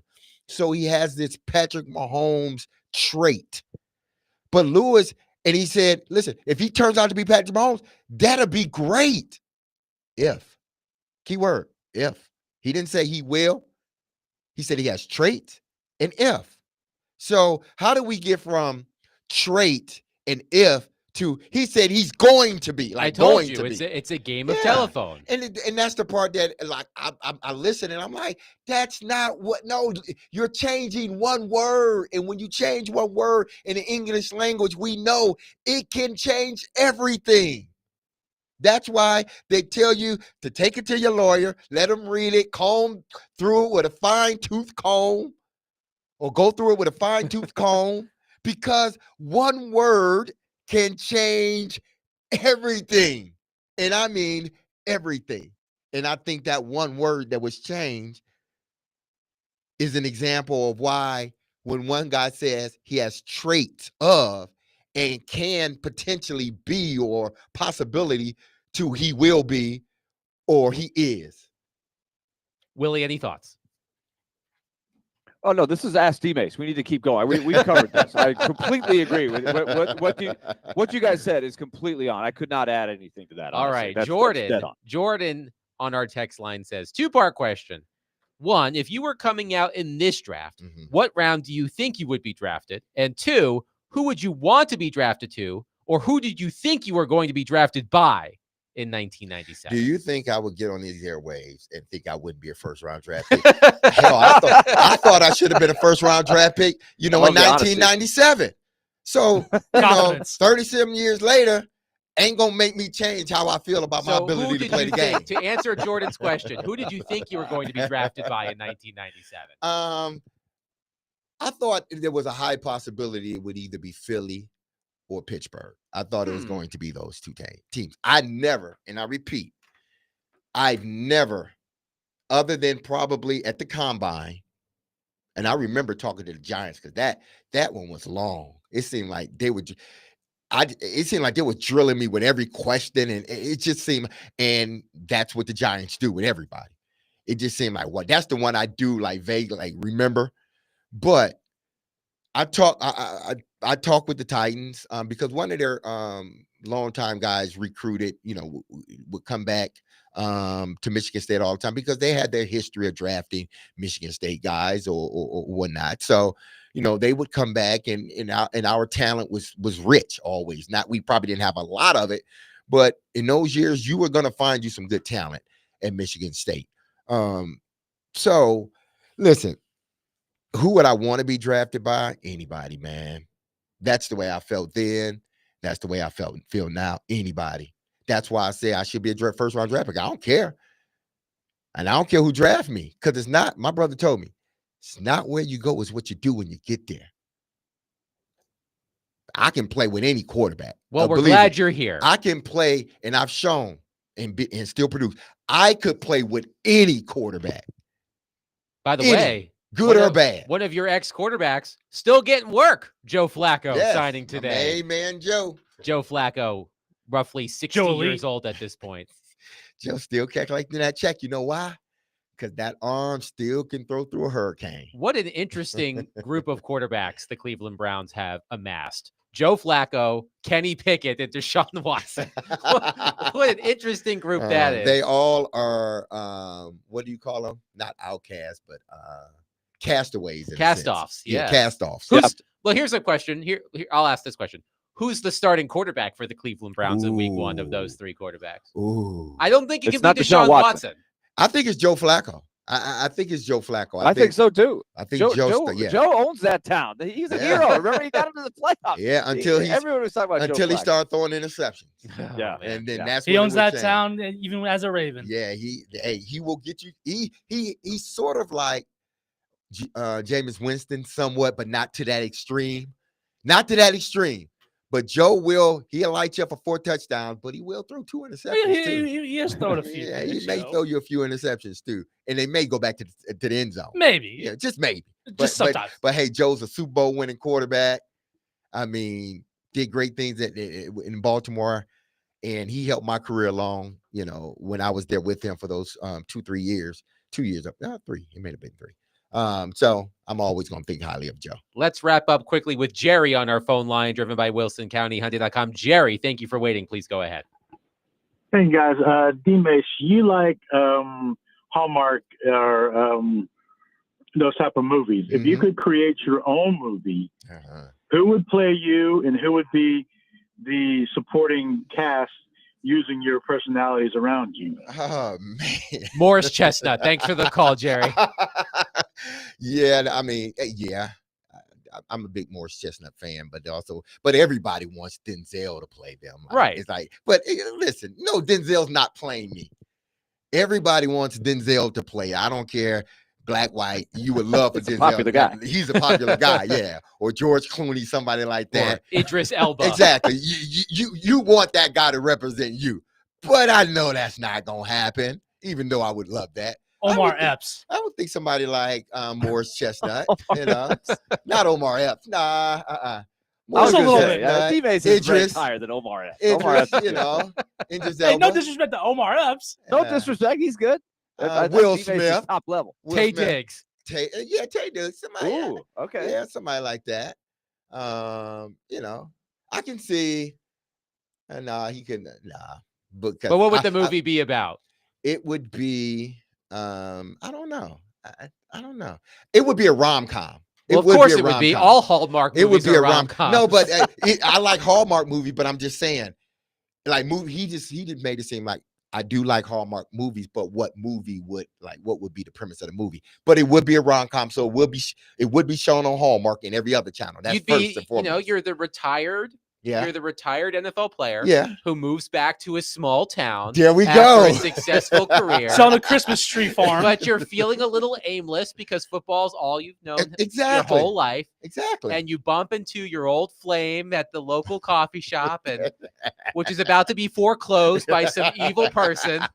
Some major corporation is going to come in and buy this coffee shop. And her boyfriend is like the person who Exactly. He's a part of the whole group that's gonna buy out, the coffee shop that we all love. And you get the town to come together and you host a coat drive or something. I like it. And you steal the girl at the end. You get the town, get the girl. I'm good. And then it starts snowing. Yes. In July. Josh on our text There line. we go. Josh on our text line says Kevin Hart. I think Kevin Hart's about 5 inches too short to play. Yeah, Jared. and I'm not that. I think I'm funny at times. My kids would beg to differ, but I don't think I'm. Your Kevin mileage Hart may funny. vary on how funny you actually Exactly. think Kevin Hart is. Yeah, you're right about to be that honest too. with you. But I think as a whole. Okay. I have one more suggestion for a Hallmark movie. This was by one of our colleagues. We had a fun discussion in Dallas after all of the rain and the flooding in the western part of the neighborhood. So Hal Gill lives in the western part of town, right? So there was a lot of stories about people couldn't get to their house, right, because of the roads were blocked, right, because of the flood. So they literally couldn't get home. So we made up a story, a Hallmark movie about Hal, where his daughter's boyfriend couldn't get home to his house because the roads were blocked. And so he had to stay at Hal's house with his daughter. And so it was from the perspective of the dad whose daughter's boyfriend has to sleep over, and how that would go over for the dad. It wouldn't go over well with me. I was going to say it wouldn't go over well with me. No way. But that was funny. They're like, well, why? Like the suggestion, like, hey, but my daughter's boyfriend can't get back to his house. Well, somebody at the table said, well, why don't they just stay at why don't they just stay at your house? And I was like, I don't think that's going to happen. No. But that would be a hilarious movie. Oh yeah. But Hal did quickly point out that it may turn from a Hallmark movie into more of a thriller slasher movie. Oh man, I don't think I want a thriller slasher movie. Turn dark. I It could go a number of different ways. Hal, you're going to no. I'm thinking with my rom-com. I'm going to workshop some titles of this movie during the break. Yes. 615-737-1025. Thank you for your participation in Ask D-Mace.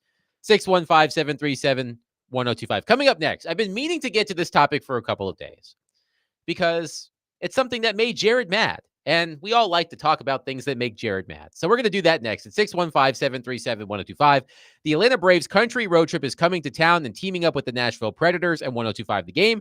Join us at the BetMGM Sports Lounge inside Bridgestone Arena this coming Wednesday, April 16th, for a Braves watch party as they take on the Tampa Bay Rays at noon.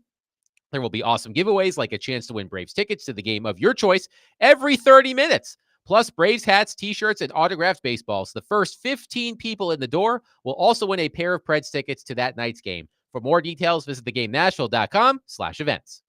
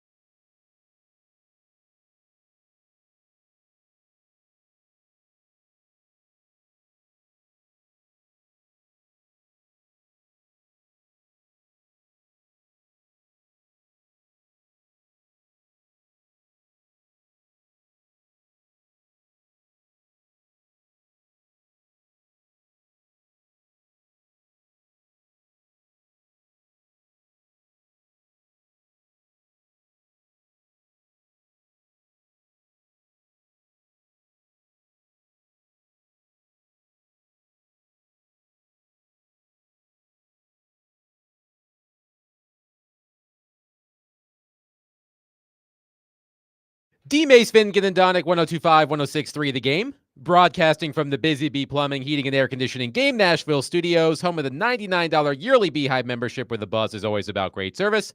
And we are proudly presented by Bet365. Whatever the moment, it's never ordinary at Bet365. Willie Donick, Derek Mason, Adam Vingan here with you. So I've been meaning to get to this topic for a couple of days.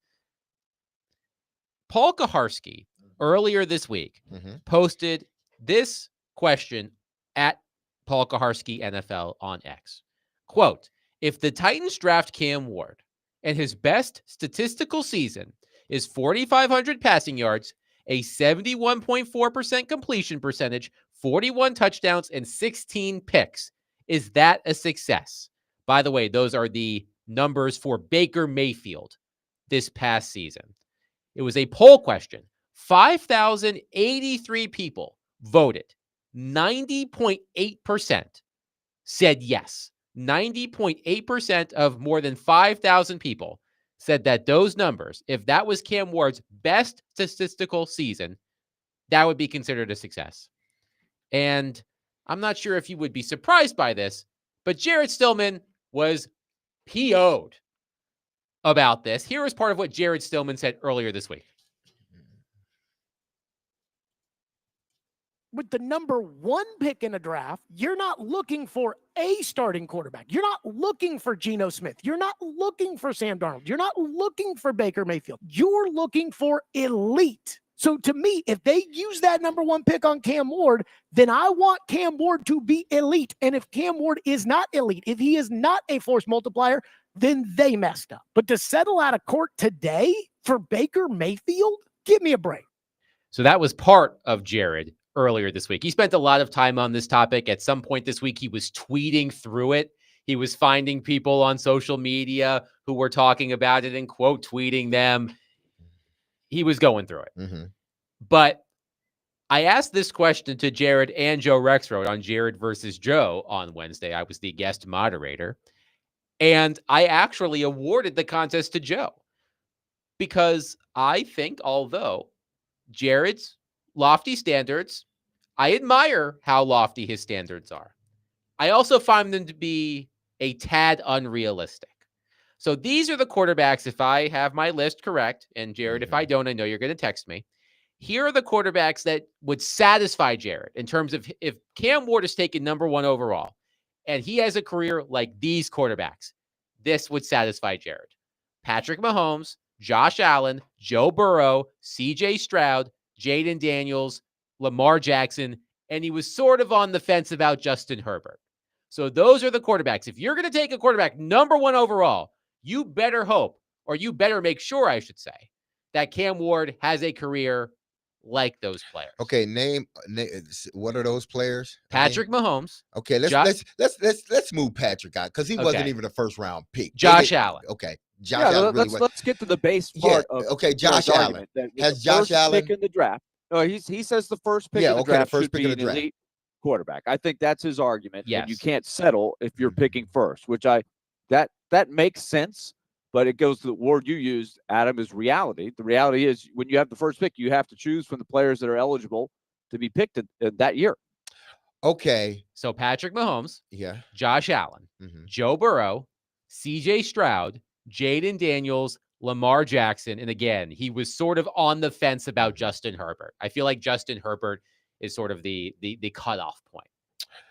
Okay. But he should only be compared to quarterbacks who were taken with the first pick.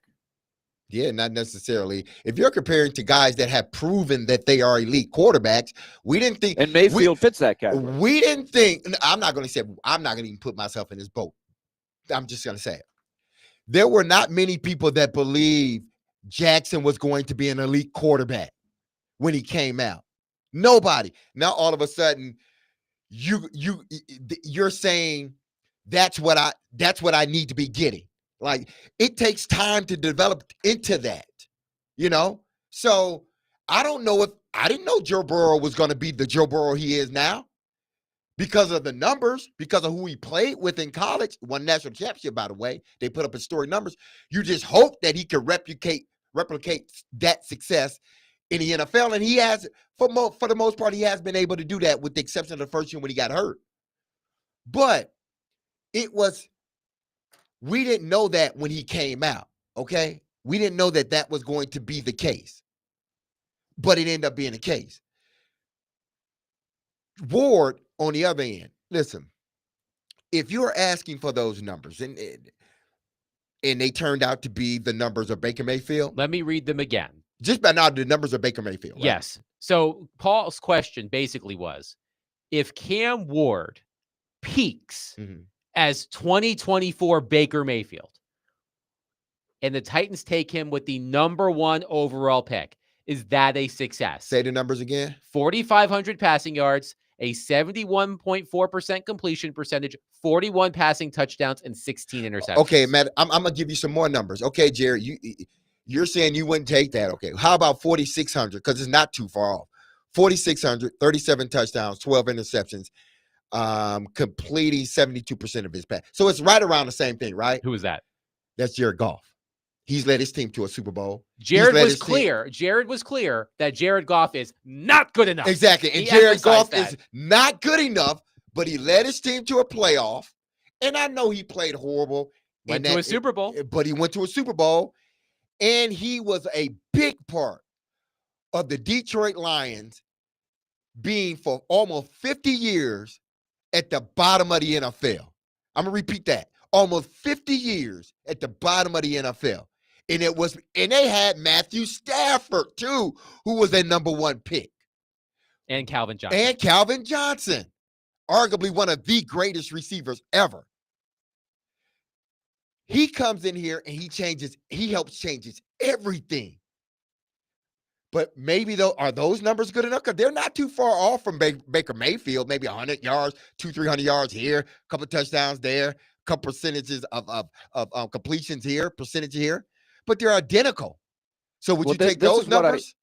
This is what I worry about for Cam Ward, because Cam Ward, it's clearly defined, and this is what Jared has been pounding away at, is he's not by the consensus, not just by you or me or any one person, but all of the evaluation. He doesn't seem to be a guy that every year would be the top pick. Right? Can we agree on that? Yes. We can agree on that. He's a good prospect, but maybe not first pick in the draft type of evaluation. And so I think he's going to be chasing that. And people like Jared are always going to tie Cam Ward's numbers to the expectation of being the first pick in the draft. It's not Cam Ward's fault that he happens to be eligible to be picked in a year where there aren't a lot of other great quarterback prospects. That's not his fault, and it's going to work to his advantage in terms of getting picked that high and getting the money that goes with the first overall pick. But let's just go with the quarterbacks who have been picked first. If Jared's standard is, well, the first pick is elite, that's not what history tells us. So Jared clearly hasn't taken history or hasn't learned from history. And I thought he was a smart guy. I think he's a smart guy. He just looks to be overlooking this one thing. Well, yesterday, yes, Terry Bradshaw, Peyton Manning, John Elway, those were all first picks in the draft. Troy Aikman, would you take all those guys? Yeah. Andrew Luck? Sure. Eli Manning?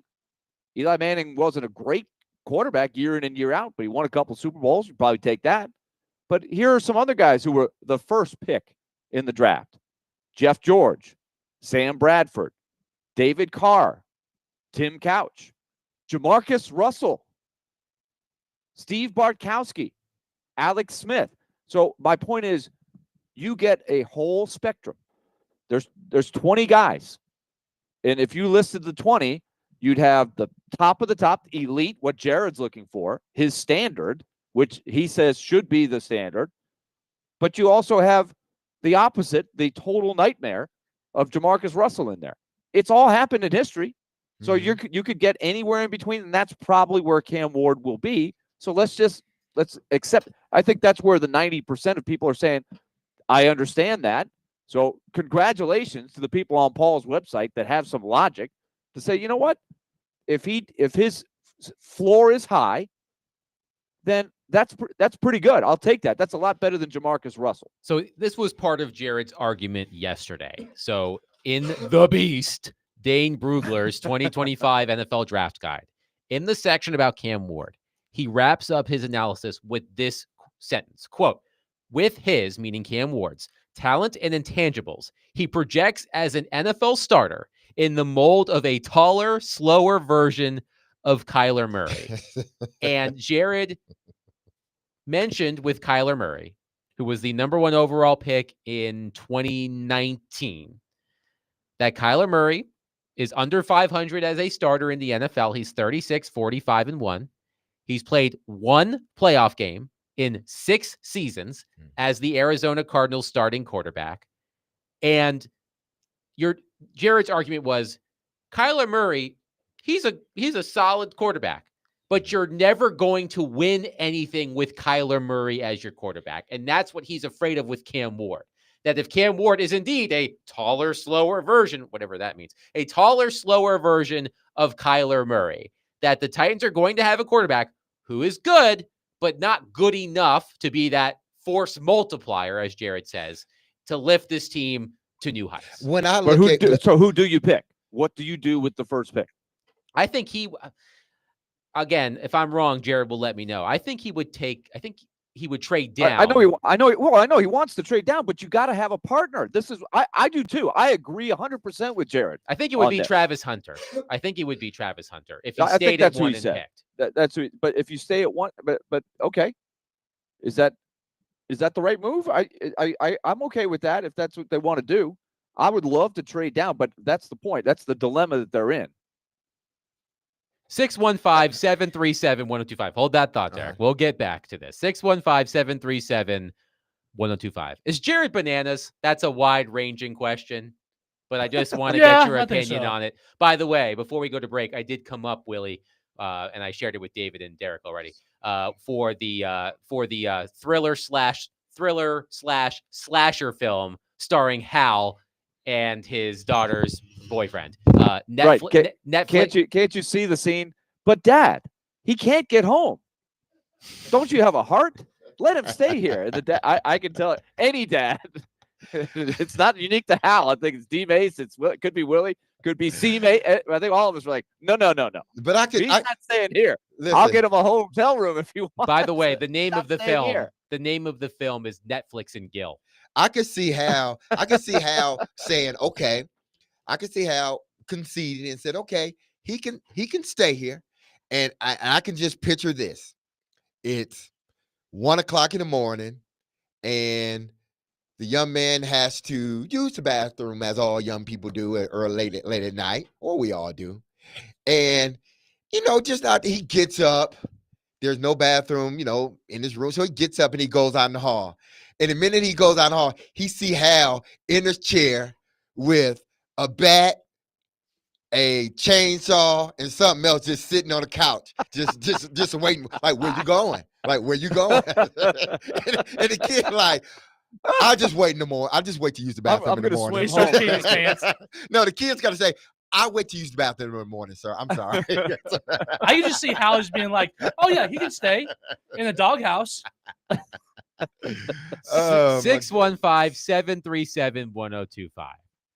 So Paul Kaharski asked the question earlier this week. Basically, if Cam Ward peaks statistically as 2024 Baker Mayfield, would you take that? Yes or no? 615-737-1025. We will get back to that next. Willie Donick, Derek Mason, Adam Vingan, 1025-1063, The Game.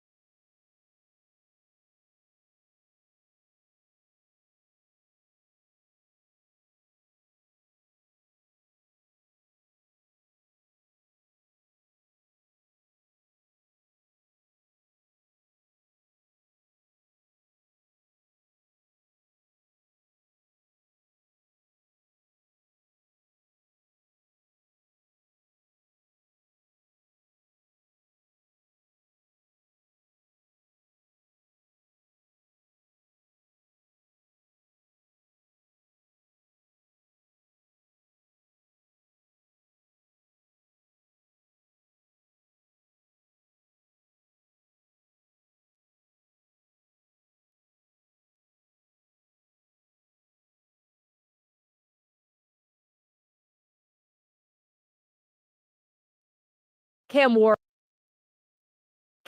all signs point to it. I haven't found anyone in football right now that has said to me, "Oh, be careful. They may be just doing all this to see if New York will come up and make some historic trade to get up there."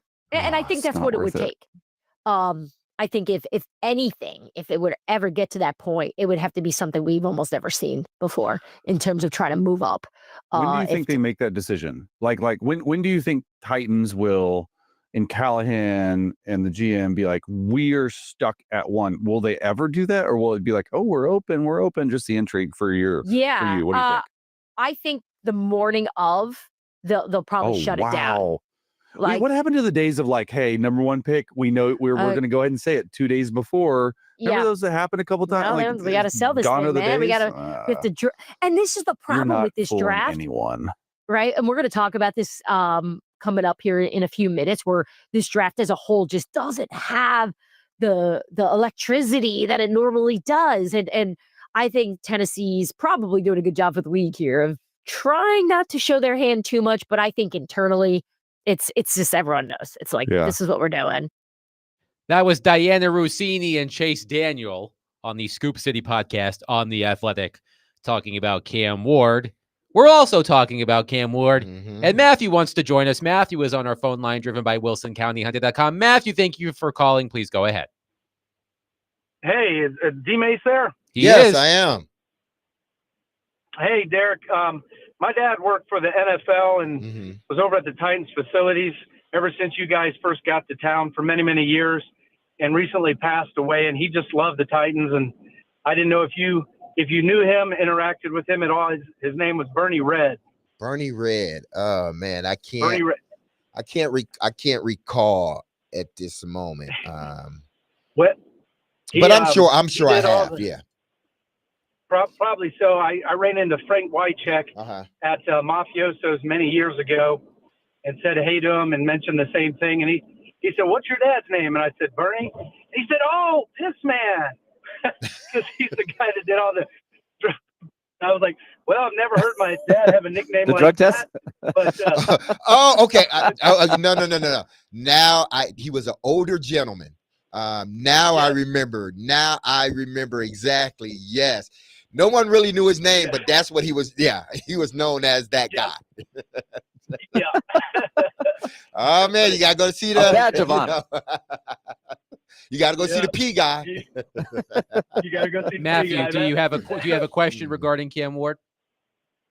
Well, I'm just wondering, having been a founding member of the season ticket club, just, is this going to be a year to have some hope? Because it seems like,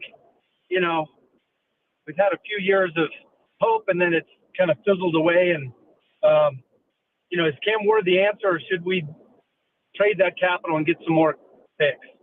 Thank you for the call, Matthew. And I actually want to ask Willie to respond to Jared's text, because Jared texted me during the break to respond to your point.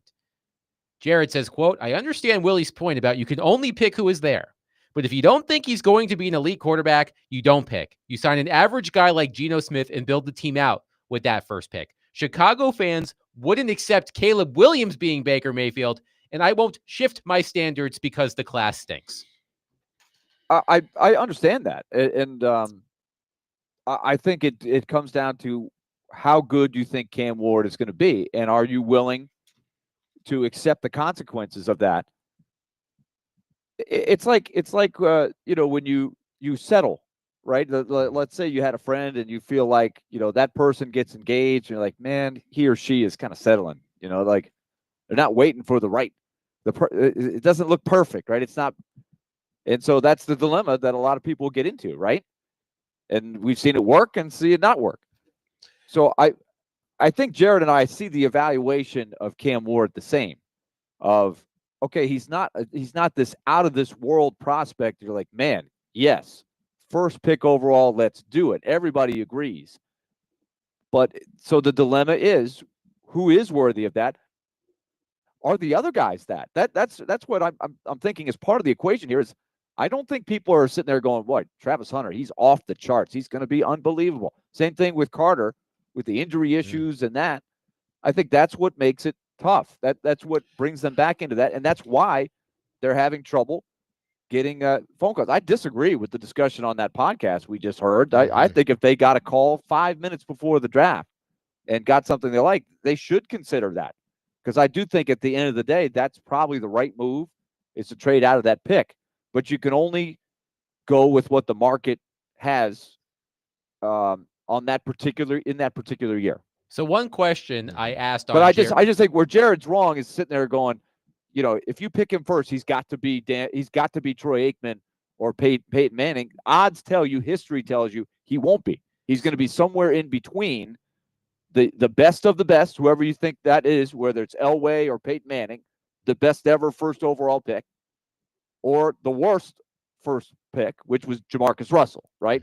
Somewhere in the middle is probably Cam Ward. And that's the essence of Paul's question. So one question I asked both Jared and Joe on Jared versus Joe on Wednesday was, whose career among active quarterbacks would you accept as the bare minimum for Cam Ward if the Titans draft him number 1 overall? The minimum. The minimum. Whose The career floor. among active quarterbacks would you accept as the bare minimum for Cam Ward if the Titans draft him number 1 overall? Joe said Jalen Hurts. Jalen Hurts, he would accept Jalen Hurts. As we know, Jared is not As the minimum? As the minimum. Gosh, that's a high bar. He's awfully good. Jared's was higher. Jared said it would have to be on the CJ Stroud. I think it was the CJ Stroud, Justin Herbert level, like the tier directly below the Mahomes, the Burrow, the Allen, the Daniels. So who would be Stroud? We don't really. CJ Stroud is in the second inning of a long. He's still career, in the first right? inning. He's still in the no first idea. inning. He's still in the we got a first inning. long way to go before we know what CJ Stroud is. Okay, if he's saying the bare minimum. That was my question. Oh, yeah. So he said he needs more than that. I said, whose career among active quarterbacks would you accept as the bare minimum? And he for said Cam CJ Ward? So But you Tim can't Hasselbeck see- had an answer, you right? can't Tim say Hasselbeck's answer CJ was Stroud. Hasselbeck's Andy Dalton. answer was for Yeah. Shedeur Sanders. He compared Shedeur Sanders to Andy Dalton. But I hear what you're saying. But you can't. I don't think you got to remove. You got to remove Jaden Daniels or CJ Stroud from the equation. They haven't had a career. It's been a year. That's not a career. So let's take him. Let's take those two guys out. They've had 1 or 2 years respectively. At the most by both guys. 2 years that we can look at. What's interesting about Justin Herbert, right? Because we would all agree, Justin Herbert is a really good quarterback. Justin Herbert is 0-2 in the playoffs. Yeah. Like Justin Herbert's put up some gaudy numbers, but it hasn't translated to meaningful wins for the Chargers. But so it's okay. Are you just looking for, not you, when you answer your question, are you just looking at numbers or are you looking at who that guy is? Jared, Like, if you're listening, as a- text me and answer that yeah, question. as and I will read it as on the a air. player, because not Paul's necessarily. thing had to do with the numbers. Right? In Exactly. fairness, Paul was all Paul's thing was only it said numbers, numbers. not Exactly. W's. And Like that's Troy Aikman's numbers don't jump off the page, but Troy Aikman was a winning quarterback in that on a great team. Herein lies the problem, because one person looking at numbers and the other person is looking at what this player has become. Fitzpatrick had a bunch of gaudy numbers, but I know you're not looking for him to be Fitzpatrick, are you? No. So if we were just to throw out Fitzpatrick numbers, I'm sure he had some really good numbers in 1 year. Or Matt Flynn, who had a great one game. Or Sam Darnold, for that matter. One great season so far. So are we looking at numbers or are we looking at the player as a whole? Now, okay, if you're saying numbers, then if Cam Ward turns out to have 4,300 yards, 35 touchdowns, 12 interceptions, completing 66% of his passes, based upon numbers, would you take that? I would say yes. You know who that is? Sam Darnold, Jared. Sam Darnold, the person you love.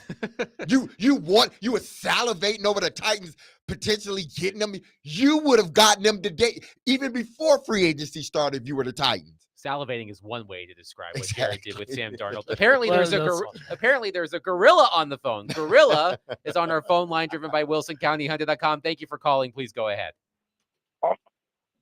Gorilla King of the South, baby. What's going on, fellas? What's How going are on? Check this out, man.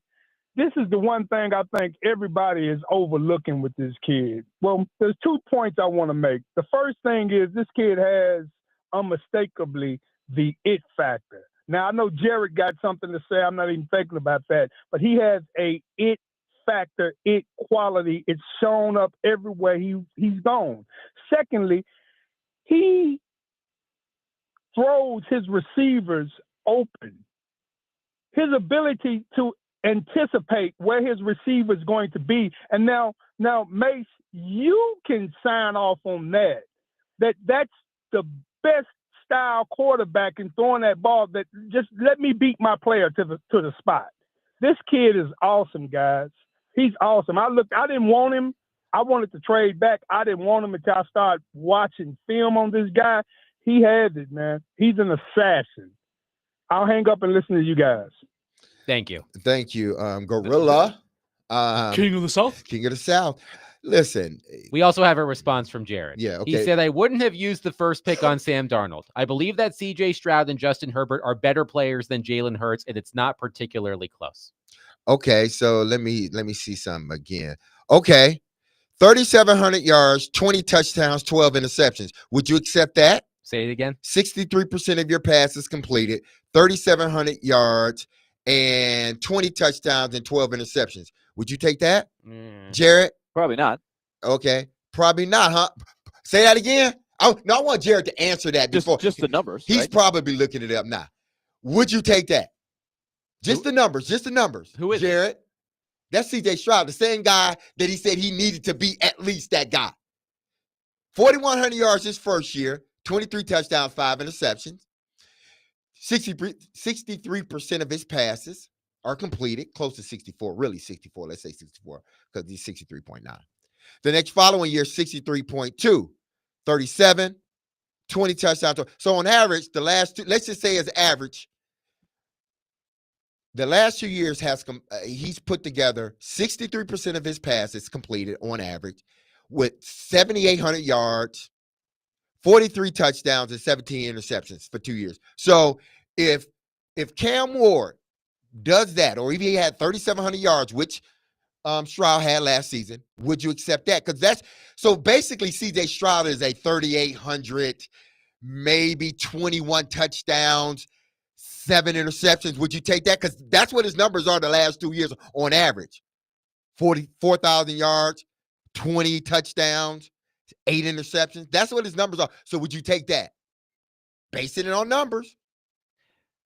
The reason why, because some texters have said, I don't care. Wes in Clarksville says, I don't care how many yards my quarterback has. I want wins, not 6,000 yards. The reason why we're talking about statistics is because when Paul Kaharski presented this poll question, it was all about numbers. He didn't talk about how many wins that quarterback had, how many playoff appearances that quarterback had. It was just, if those are his peak numbers, would you accept it? Now, more than 90% of people on the poll question said yes. Jared disagreed, which is fine, but that's why we're looking at numbers specifically, because that is the question that Paul asked. And that's all. That's all I'm going to is numbers too. I'm just looking at numbers. So we know these are all questions that you got to go deeper before you, because the numbers we know are not, especially the surface numbers. That doesn't tell you the whole story. No. But I guess I will throw this back at Jared, because I think he said that Hunter would be his pick if you stayed at 1.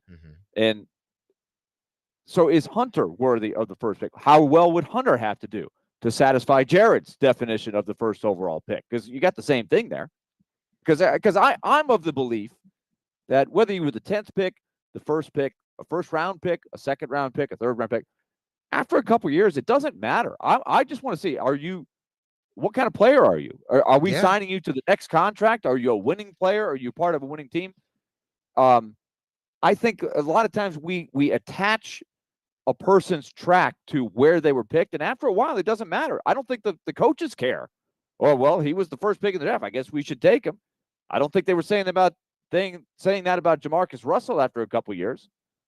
Six. You know what I mean? Like Yeah. after a while, it doesn't matter where you were picked. Are you a good player or are you not? So is Hunter worthy of the first pick? And how well would Hunter have to do? 615-737-1025. We'll continue this conversation, but we also have to get to the season finale of Take It to the Bank. We have a winner to crown, and it wasn't me.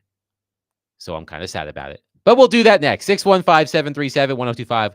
Also, speaking of that number, if you text in the keyword Jason, Jason, to 615-737-1025, you can win an exclusive Jason Aldean experience at the Eurostone Club at Bridgestone Arena to see, of course, Jason Aldean. Plus, also a chance to win $1,000 cash.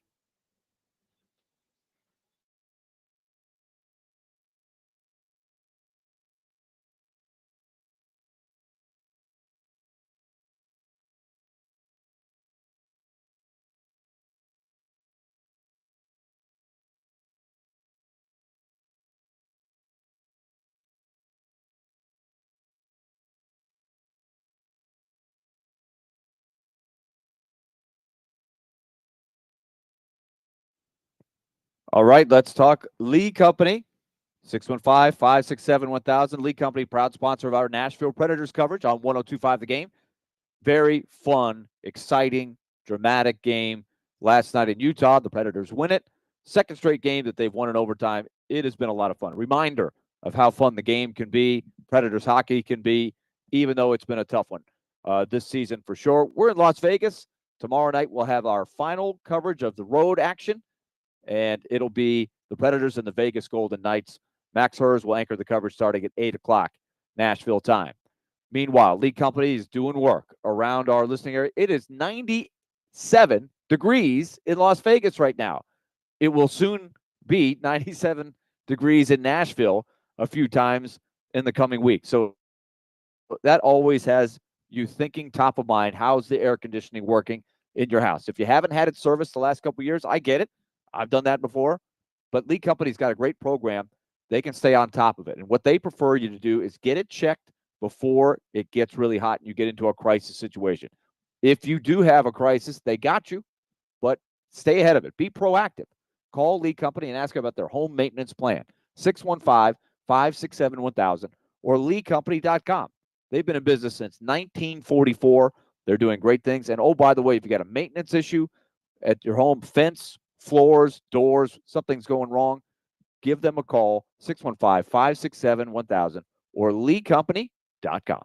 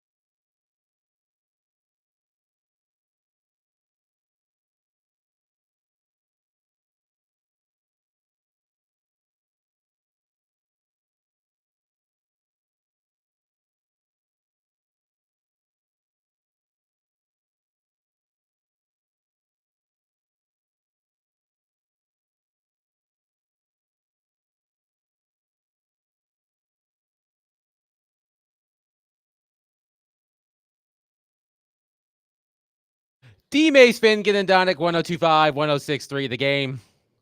It's time for our season wrap-up show of Take It to the Bank, presented by F&M Bank. Business is complicated. Banking doesn't have to be. F&M Bank. So, David James will go over our selections from last week, and then we will crown our champion. All right, boys. So first off, I'm going to go with, last place to first place. So for me, I said Walter Clayton would have 20 plus points against Auburn. I said Houston covers plus 50 or plus 5.5. Both of those happened. I said South Carolina versus Texas would go over 125.5.5. That did happen, but UCLA did not meet South Carolina in the championship game for the women's bracket. Unfortunately, it was UConn who ended up winning the whole thing. So, whatever. Who cares about that? But, I got 9 total points. So my season ends with 140 total points. So I am firmly in last place. So there's that. But we're going to go to, Willie. Willie, your selections were, you said under dunks. I also had under dunks as well, or over dunks. Willie, how many were there? There was 3. Okay. It was supposed to be 2.5 under, or it was over under 2.5. There's 3. Got it. And we got it on the last possession. Thanks to the big one late. Don't remind me. Listen, we gotta go over the picks. I know. Go ahead. Now, Willie and Adam both had the under, so that unfortunately did not happen. Now, Willie, you did say Cooper Flagg would have under 19. He had 27 points? 27 points. So that under did not happen. But you got Florida minus 2.5, but then you also said Duke minus 5.5, and that didn't happen. So you only got 3 points with 162 total points. Now, did that give you second place? We'll see. Adam, you had under dunks as well. You said Houston covers against Duke, so you got points there. You said Cooper Flagg would have at least 20 total points. That did happen. And you said UCLA would cover against Auburn outright. Oh, no. UCLA would cover. I said that UCLA would cover against UConn, which absolutely did not happen. Yeah, that absolutely They got smoked. And then I said Auburn would win outright against Florida. Yes. I didn't put the comma somewhere. Happen. That did not happen. With 6 total points, wait for it, 164 points. Okay. So the Gatorade discussion did not have to, Willie's quarter point that we subtracted did not come back to bite him ultimately. It almost did. It was pretty close. It was very close. Very close. Now, hey, wait, whoa, hold on. Listen, man, we know how this gonna end. We know how it's gonna end. But before that, play my theme music.